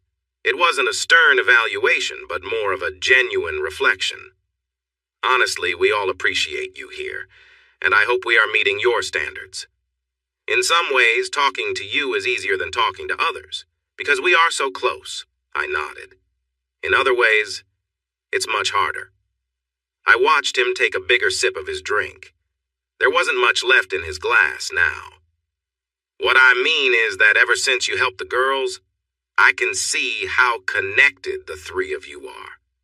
I know they spend most nights in your room. It's hard not to notice the bond between you. He sighed. Terry, I'll be honest. When I look at you, I see the son I never had. But it's tough seeing the 3 of you together. They are my girls, after all. He trailed off. It was my turn to take a big sip. The drink felt warm as it went down. I thought for a moment about what to say. I had known William for just over a year, and I knew this topic was difficult for both of us. I sighed. You're right, William. My feelings for both of them grow every day. Even today's little trick they pulled on me made me feel special. William looked at me. I thought it was funny, but you feel loved by them for trying to play a joke on you? He raised an eyebrow. When I was a kid, my older sister Kim used to tease me like all older siblings do. It was never mean, but she pushed me to be better. She challenged me to find the truth when she picked on me. She helped me and was always there when I needed her. I feel the same way with Melody and Harmony. We spend a lot of time talking. And yes, we've shared our fair share of hugs. He gave me a stern look, that protective instinct showing, but then he softened and waited for me to go on. For the past month, the girls have been trying to trick me in different ways to make me think it was each other. Even today, they never denied it, and they always had a smile or sparkle in their eyes. They may have been testing me, but they would never do it to hurt me. Every evening, they check in with me, making sure they haven't gone too far or hurt my feelings. I never got that kind of kindness from Carol or Mackenzie. I looked down at my drink. I know I'm still hurt by what Carol and Mackenzie did, but Melody and Harmony have helped a lot of that pain fade away. I know I have more feelings to sort and some disagreements to face with my past family. It's just. Just what? Terry? William encouraged. No, I know. I'm falling in love with both of them. I let my shoulders drop, admitting this to their father. It sealed one hurt from my past, but opened another since I was in love with two sisters and sharing it with their dad. They are both different. Yet when I look at either of them, I feel incomplete without both. I looked at William as he swirled the last bit of whiskey in his glass, thinking about what I just said. I need to say sorry, William. I probably shouldn't have shared this with you. I know how much family means to you, and it can't be easy for you to hear this from me. He let out a small laugh, similar to one he made back at the hospital when our doctor was being difficult. It seemed like he came to a decision in his mind. You're right, Terry. I love my daughters more than anything. There isn't anything I wouldn't do for them. Martha and I have been watching you all for the past few months. It's not the easiest thing, but Terry, he paused for a moment. They want you. Melody doesn't want you on her own. She wants you with Harmony too. From what they've shared with us, it's clear they both care for you. It might seem unusual, but if it makes my girls happy, I won't get in the way. Sure, it's hard for you to say this, but I think you might be struggling with it more than anyone. You love both girls completely. Can I give you a piece of advice? I nodded while taking another sip of the nice whiskey. Just let it be for now. Those girls know what they want. When they decide to work together, there aren't many things that can hold them back, not even their mom and me. I've watched you, and I believe that whatever happens, the three of you will always stay close. I smiled slightly. William, I have to say that you're pretty relaxed about this, especially for a father talking to a potential partner for your daughters. Terry, since they became teenagers, I could count on one hand how many boys they've dated. If one shows interest, the other makes sure to check him out. This is the first time they seem to agree on someone. Honestly, I like you. If you end up with my girls, I'll be happy because I know you're a good person. After everything you faced with Carol and Mackenzie, I trust you wouldn't hurt either of them. We talked for a little while longer, and when we stood to leave for the production area, we heard footsteps quickly moving away from the office door. When we opened it, we saw two girls with red hair quickly retreating into Melody's office. We peeked inside and saw that Melody was with Harmony. Both looked a bit shy. I wondered how much they had overheard. The weekend my family visited was a mix of emotions for me. They admired the house and joked a bit about my growing friendship with the girls. We had a fun time sharing stories from the past. Everyone heard tales from my childhood, and Kim shared funny stories about how she used to tease me in school. We also fondly remembered family moments with Mackenzie as we grew up. By the end, I felt a bit sad. Still, those were good memories, even if some of them were made bitter by what others had done. Suddenly, a serious moment hit me. My mom, Josephine, had been quiet all evening, but then she spoke up, and everyone else stopped talking. Terry, we need to tell you something. A few months ago, around the time of your divorce, I wasn't feeling well. We had some tests done, and we've just had them checked again. I had a bad feeling and noticed tears in my parents' eyes, but Mom kept going. I have cancer. There are many things in life that can upset you, and I had faced a few. However, hearing that my mother had cancer was something I wasn't ready for. Mom, this sounds silly, but are you sure? My dad, John, jumped in. Yes, son, we're sure. From what we understand, it's a rare type of bone cancer. There are treatments available. We don't know what the future holds, but we wanted you to know. My dad, who had been my rock all my life, had tears rolling down his face, I must admit. Everyone else did too. For the next hour, we all sat together. Harmony went inside to get her tablet and asked Mom and Dad for details so she could look up information on the cancer and its treatments. She spent a few minutes searching through reliable medical sites and shared some good news about the treatments and their success rates, which were relatively high. As the heavy conversation came to an end, everyone began to head to their rooms. Since tomorrow was Saturday, we planned to go into town after a late breakfast for some shopping. Soon, it was just Kim, Paul, Melody, Harmony, and me, along with the leftover jug of sangria that Martha had made earlier. So, how is Mom really doing, Kim? I asked. She's heartbroken, little bro, Kim replied sadly.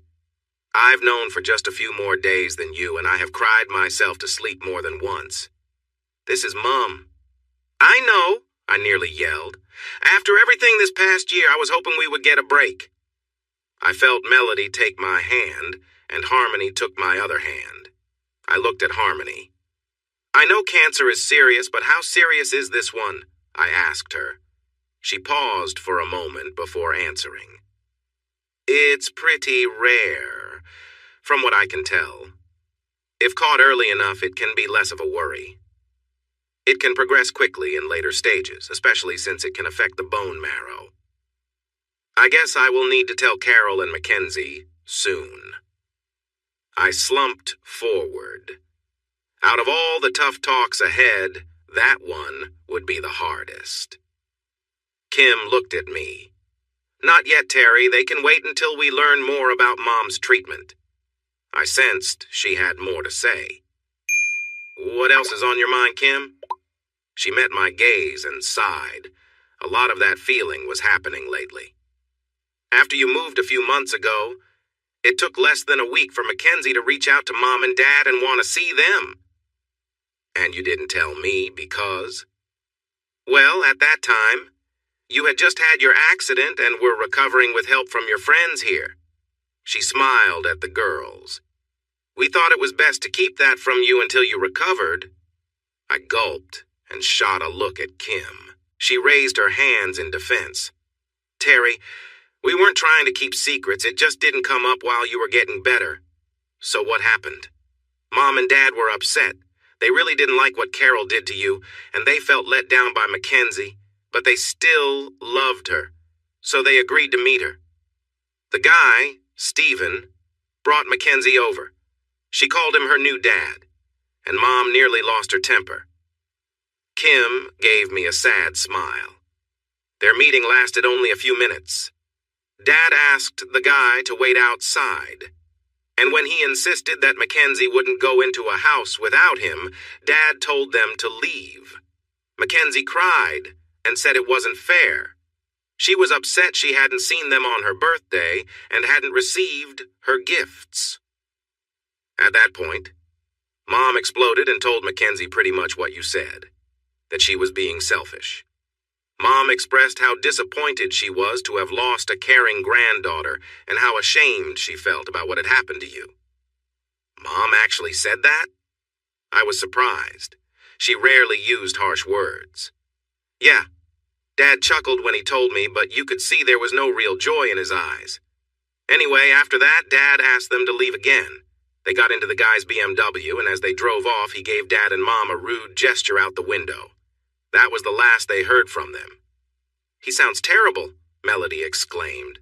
Well, he's not having an easy time at the hospital right now. Kim explained, sharing how he was on probation with no bonuses for 2 years because of his treatment of me. I also heard he has a trust fund. It seems they have little money left. For the past few months, Carol and he have not been living within their means. I sniffed in disbelief. Well, they've been deceiving me with Mackenzie's approval for years, so I don't care if things are tough for them. In fact, I hope it really is. Kim let out a real laugh for the first time in ages. She looked at my girlfriends and spoke. "Hey, girls, can I speak to my brother alone for a bit?" "Sure, Kim," Harmony replied and stood up to hug me. Melody followed with her own hug. Paul kissed Kim, and the girls linked arms with him as they walked inside. We watched them go in, both of us smiling at Paul, who looked a bit awkward being with the 2 girls while his wife looked on. "Terry, besides Mum's news, I have a few other things to share." I sensed worry creeping in. I wasn't sure I could handle more bad news tonight. "Don't worry, little brother. It's mostly good news." I waited for her to continue. "You're going to be an uncle." I nearly leaped over the table to hug her. She explained that they were a bit over 12 weeks along but hadn't shared the news due to my accident and recovery. I felt a bit annoyed, but understood. We talked for a few more minutes. I could see she was excited but also nervous about becoming a parent. But a few minutes later, her tone changed. "Terry, there's something else. Carol has filed a complaint against you about the university money. She and her partner insist it belongs to them. They say it's all for Mackenzie's education, but who knows?" I shrugged as I looked at my sister. "I'm not surprised, Kim. When I left, and I got to express my feelings to Carol, I sensed she wasn't really upset about what I said. She just wanted the money. Everything else was just talk. What do you think?" I replied to the courts and mentioned the divorce details. "I don't expect much from it, but you should know." She looked at me with concern. "I assume you haven't used the money?" "Not at all. My salary is nearly double what's in that account. Plus, there's a significant bonus that William is discussing with me. And also, I waved my hand around. I'm living here almost rent-free. I tried offering William and Martha rent money, but they refuse, saying they don't want it." Kim laughed. "Speaking of that, what's really going on with you and them?" she asked with a playful look. Kim and I had always shared a close bond. When she got serious with Paul years ago, I was her go-to person. Even before my struggles with Carol and Mackenzie, Kim always understood me. Honestly, I thought it would take a long time for me to feel anything again, but when I see them, I feel a spark that I never felt with Carol. "You mean one of them, right?" Kim asked. "No, Kim. I mean both. I have feelings for both of them. We all have our preferences, but I care for both of them equally. It's all growing at the same pace, and I can't imagine starting something with one without hurting the other. We've been discussing it among the 3 of us, and the girls both say they want to be together, not just with one of us. I can't see them separately in my mind." Kim looked at me for a moment. It had been a while since my sister really took the time to study me, but I could feel it now. "Terry, I'm not sure I have the best advice, but I can tell you that both girls seem to feel the same way about you." We sat in silence for a moment. "Have you been intimate with them yet?" she asked. I almost choked on my drink. "Kim," she laughed. "I mean it. Have you spent the night with them?" "Well, sort of. Most nights they fall asleep beside me and they help me out while I recover," I said, feeling a bit shy about the memories. "But no, I haven't been intimate with either of them yet." "Why not?"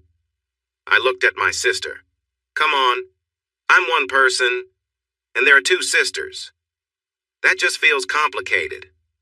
She waved away my concern. "Listen, If I'm right, both girls care a lot about you. I've seen the way they look at you, how they touch you. They understand what you're feeling, which is why they are being honest with you. If you could see both of them, and they are all right with it, then who is to judge? These days, anything seems to be accepted. Part of me liked the idea of being with the two wonderful sisters, and more than once, I had fallen asleep thinking about that as we lay together. I'm not sure, Kim. It doesn't feel like me. Come on, little brother. I saw your face just now. You were thinking of having both of them close to you in bed. I'm sure of it. I felt myself blush. Kim usually knew what I was thinking. I'm not saying that it's not a nice thought, but still. Terry! What? This is much more than just a crush. I can see it in their faces. Even now, I can see it in your eyes. It's more than just a dream. You are genuinely falling for both of them, aren't you? I paused and stared at my drink. Yes. Then you need to take action. I know you're feeling a bit lost because of Carol and Mackenzie. But from what I've seen tonight, they feel the same way about you. So please, Terry, do something. I looked at Kim and took a sip from my glass. Kim, I'm a bit nervous. I don't want to lose either of them. I don't think they realize how much they both mean to me. We do everything together. If I'm out, I'm with them. If I'm home, I'm with them. I don't want to mess this up. For me, it's like a big risk. Kim chuckled. Oh, my dear brother, you really care, don't you? I smiled for the first time. Yeah, I guess I do. I care about both of them a lot. It felt good to share this with Kim. Listen, Terry, I have some sisterly advice for you. First, take action because if I'm right, and I usually am, they won't wait much longer for you to make a move. What do you mean by that? Just a feeling I have. But I think they are getting ready to take charge.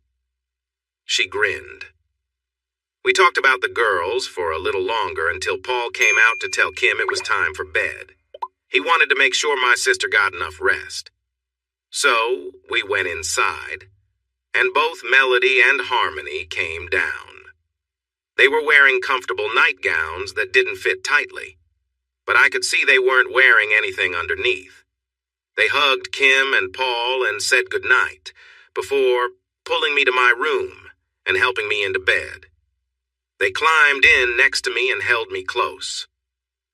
Good night, Terry, Harmony said softly, kissing me gently. Good night, Terry, Melody said, echoing her sister's words and giving me a kiss too. The next morning, I woke up to find Melody resting on my shoulder, breathing softly as if she was still asleep. Harmony was awake on my other side, looking straight at me with her bright green eyes. They were both snuggled under the sheets with me, and I could feel their warmth. As I opened my eyes, I noticed Harmony watching me smile. Good morning, sleepyhead, she said. I smiled back, and my words stirred Melody awake. She turned a bit and kissed my chest, trying to get closer. I felt her beside me, and Harmony turned a bit red and spoke. Terry, we need to tell you something, Harmony said. Okay? Melody lifted her head and sighed. Then, responding to the question, I noticed how they seemed to understand each other well. We were in my old room last night when you were talking to Kim. We heard the end of your conversation about us. Suddenly, I felt a wave of embarrassment and wanted to pull away. Terry, Harmony said as Melody gently held me in place, we're sorry for listening in, but Kim is right. We both really care about you. In the months since you saved us, our friendship grew into something deeper. Both of us, though unique in our ways, share feelings for you that go beyond just friendship. Last night, when Kim mentioned the idea of you dating both of us, we realized that in many ways, you already do with the way you treat us. Melody continued. When we heard what you told Kim about how unsure you were, we knew it was time to speak up. We've talked about this for a while. We're sisters and twins, and we both care about you. So we wanted to ask, do you feel the same? She looked at me with hopeful eyes, her expression sincere and bright. Yes, I said, looking at both of them, finally letting down my guard. They smiled, leaning in closer. But how would that even work? Melody chuckled. Always thinking of the details first, she teased. Harmony laughed too, and her hand rested gently on mine. Terry, we've thought this through. We're comfortable with this, and we're okay sharing. We've always looked out for each other. We just wanted to be open about our feelings so we could all figure this out together. I felt my face warm as I processed their words, realizing how serious they were. Well, I said finally, feeling a mix of excitement and nervousness. Having the love and care of two amazing people is a rare gift. But what about everyone else? What will they think? Melody shrugged with a grin. Mom's already aware. She's seen how close we've become, and while she's cautious, she trusts us to make the right choices. Before I could respond, Harmony leaned in and gave me a heartfelt kiss, filled with a warmth I'd never experienced before. It was a gentle, honest moment, and as we pulled away, Melody leaned in, her expression full of affection, and we shared another brief, tender kiss. In that moment, I knew we had started something special, and we were ready to take things one step at a time, together. When she pulled back, I looked at both girls, now my girls, and saw no hint of jealousy in their eyes. You felt it with both of us just now, didn't you? Melody asked. Yes, I did. I don't fully understand it, but there was something special with both of you. I've never felt this way before, even with my ex-wife. For the next 10 minutes, we shared soft kisses and gentle touches, enjoying the closeness. Harmony's hand moved in a way that made me aware of her affection, and I could feel the warmth between us when there was a knock at the bedroom door. It startled us a little, and we pulled back slightly. Terry, can I come in? It was Martha. Sure, Martha. If this was going to happen, it was better for all of us to get used to it, including family.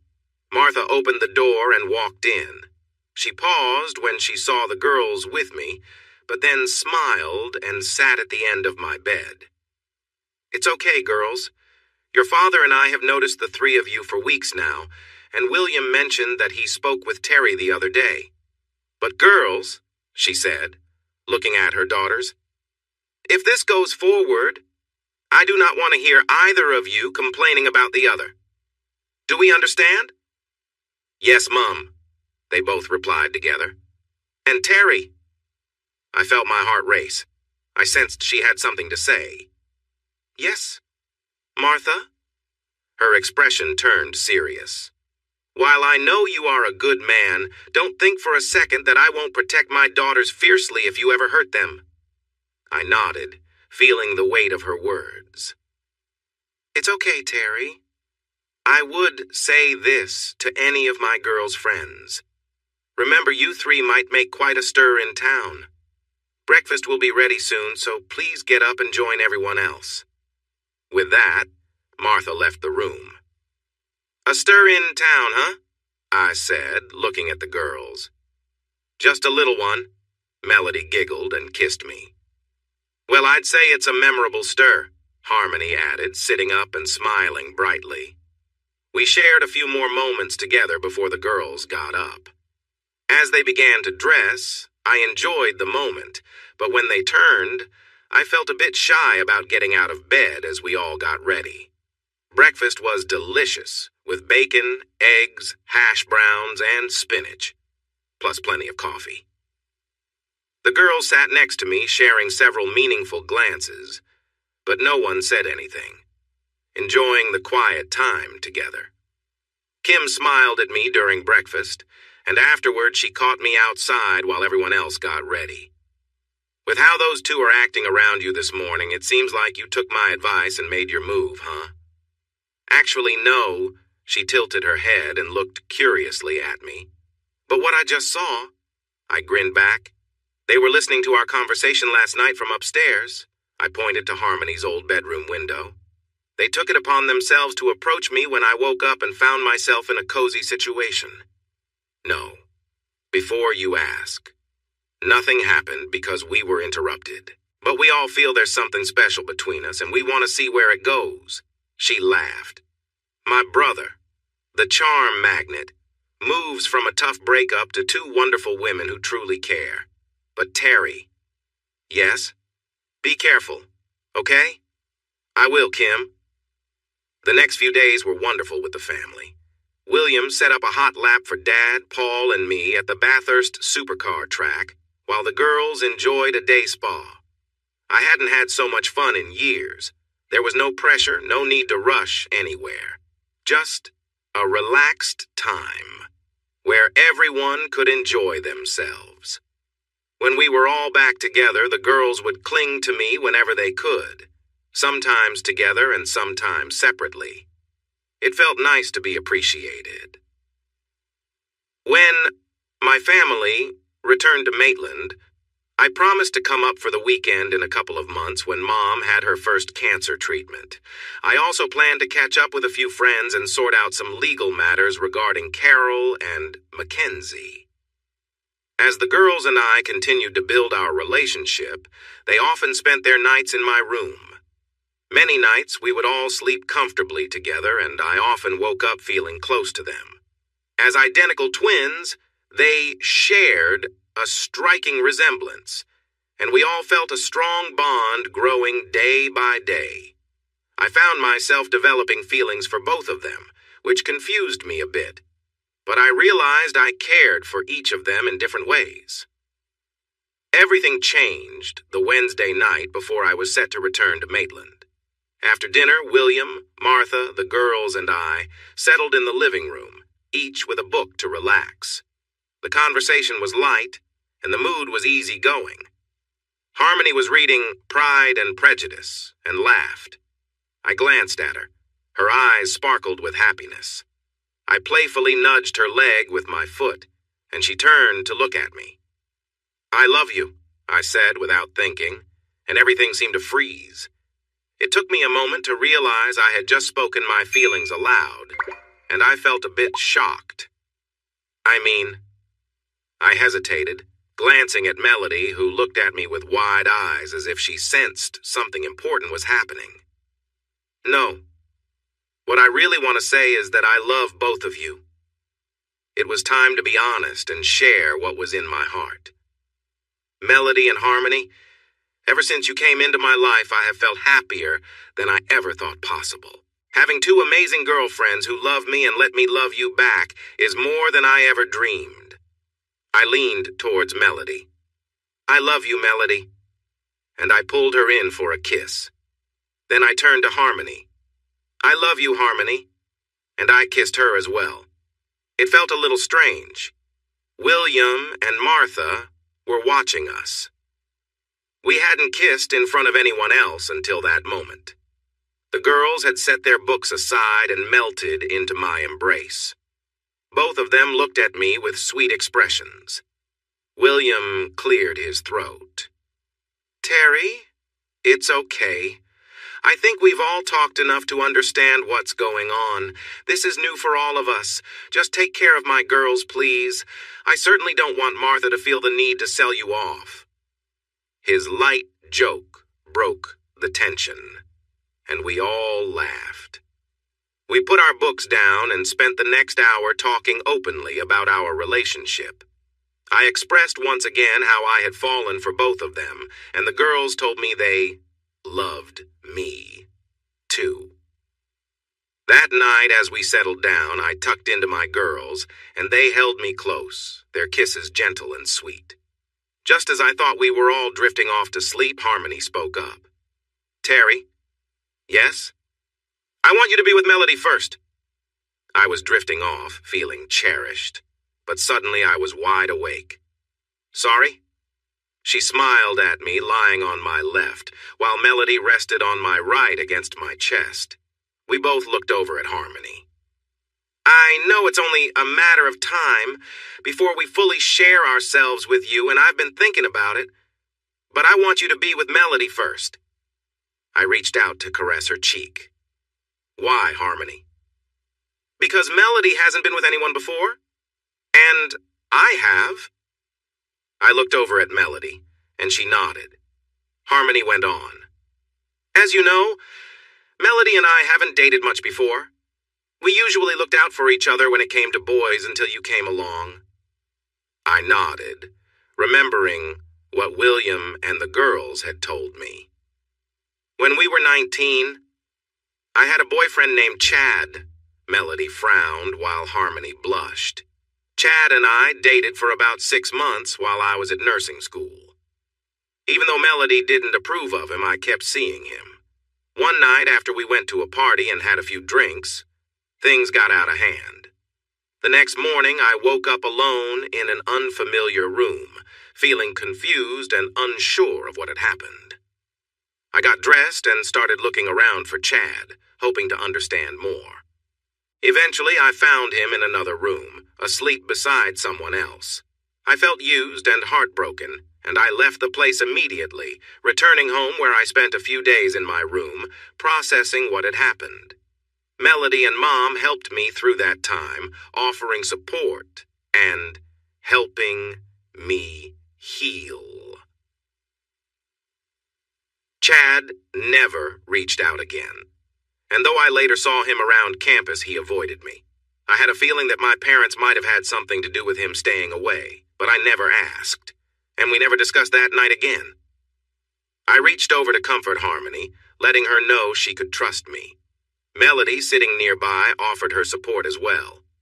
Harmony nodded, a few quiet tears slipping down her cheeks, and she gave me a grateful smile. I know you care about me, she said softly, and I want you to share that with Melody too. Of course, I replied. We all shared a moment of understanding, promising to take things one step at a time, with respect and kindness for each other. I knew that together, we'd support each other through any challenges ahead. I looked over at Harmony, her face showing a mix of emotions, but I kept my focus on Melody, who was also visibly moved by the moment. Melody, I said softly, encouraging her gently. She looked at me with some nervousness but also trust. Taking a deep breath, she relaxed, and I reassured her with a gentle smile. The moment was filled with tenderness, and as I moved closer, I could feel the warmth between us growing. Melody's eyes closed, and I could see her anticipation and trust. I kissed her softly, moving in a way that showed my care and affection. Each touch was slow, gentle, and meaningful, focused on making her feel cherished. The connection between us deepened, and I could tell Melody was feeling the love and respect I had for her. Her hands gripped the sheets. Her breathing quickened, and a look of joy and relief washed over her as she felt truly cared for. I glanced at Harmony, who was watching us with warmth in her eyes. She gave me a small smile, silently expressing her love and support for her sister and for me. The bond between us all felt real, honest, and without words. Melody's face softened with a deep contentment, and she held me close, her breathing slowly calming down. She whispered, "Thank you. I feel so safe and loved with you." I smiled back, knowing we'd all shared something meaningful, something that was more than words could express. We lay together, embracing the comfort and peace we had created, knowing our friendship and connection would only grow stronger. After a quiet moment, Melody nudged me gently and gave Harmony a meaningful look. I looked over to see Harmony lying comfortably on the other side of the bed, smiling warmly. She seemed calm her face softened with trust and affection. I felt a deep urge to reassure her. I leaned in and held her hand, looking into her eyes. Harmony, I'm here for you, always. You both mean so much to me, and I want you to know how special you are to me. I hugged her, and then shared a gentle kiss, showing my care and support. Each gesture was slow and thoughtful, aiming to make her feel valued and appreciated. She seemed to relax more, her eyes shining with gratitude. Melody was nearby, giving us space, but clearly happy that we were all sharing in this moment together. Harmony looked over at her sister, and they exchanged a look of understanding. After a few moments, she said with a soft smile, "We're all in this together, and we're here for each other." We shared a few quiet, heartfelt moments, just enjoying the warmth of each other's presence. The room was filled with a sense of peace and mutual care, and we all lay back, feeling a strong bond between us. In that comfortable silence, it was clear that our friendship and connection had deepened, and we felt closer than ever. For a while, we just lay there, side by side, grateful for each other's presence and the trust we had built. There was no rush, only a sense of happiness and belonging. We knew that we would face whatever came next together, one step at a time, as friends and as people who truly cared for each other. In their quiet moment together, Melody and Harmony shared a lighthearted exchange, showing how comfortable they were with each other and with me. Their laughter filled the room, and I couldn't help but smile along with them, feeling a warm sense of belonging. As we continued to enjoy each other's company, their playfulness created a calming, joyful atmosphere. Harmony looked over with a bright smile. "You're pretty special to both of us," she said softly, her eyes full of warmth. The light, teasing, and laughter continued, creating an unforgettable feeling of closeness between us. The trust and openness we shared reminded me of how much these two meant to me, and I felt deeply grateful for the friendship and bond we were building together. As we lay back, a peaceful silence settled over us. We all shared a quiet, heartfelt moment, simply being there for each other and letting the warmth of friendship and care wrap around us. We knew that whatever came next, we'd face it together, taking one step at a time, with the same trust and respect that had brought us here. This was a moment of true connection, and we lay there, grateful for each other's presence, ready for the journey ahead. While it's easy to think we can do everything, I had to take a break after a few minutes. "So good," she whispered, as I paused, still close to her. "But now, you need to focus on my sister." As I pulled away, I felt her get ready as I lined up with Harmony. I entered her slowly but steadily.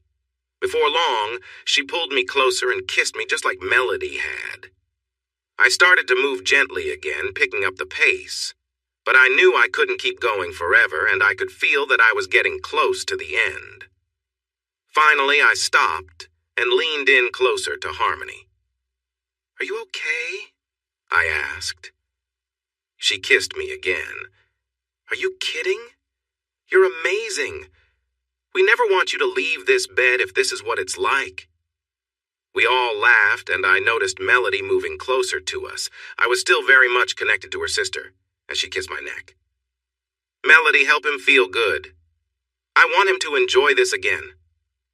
Melody did, and it made a big difference. I had to pull away quickly, feeling a surge of excitement as Melody helped me make the most of it. Afterward, we relaxed.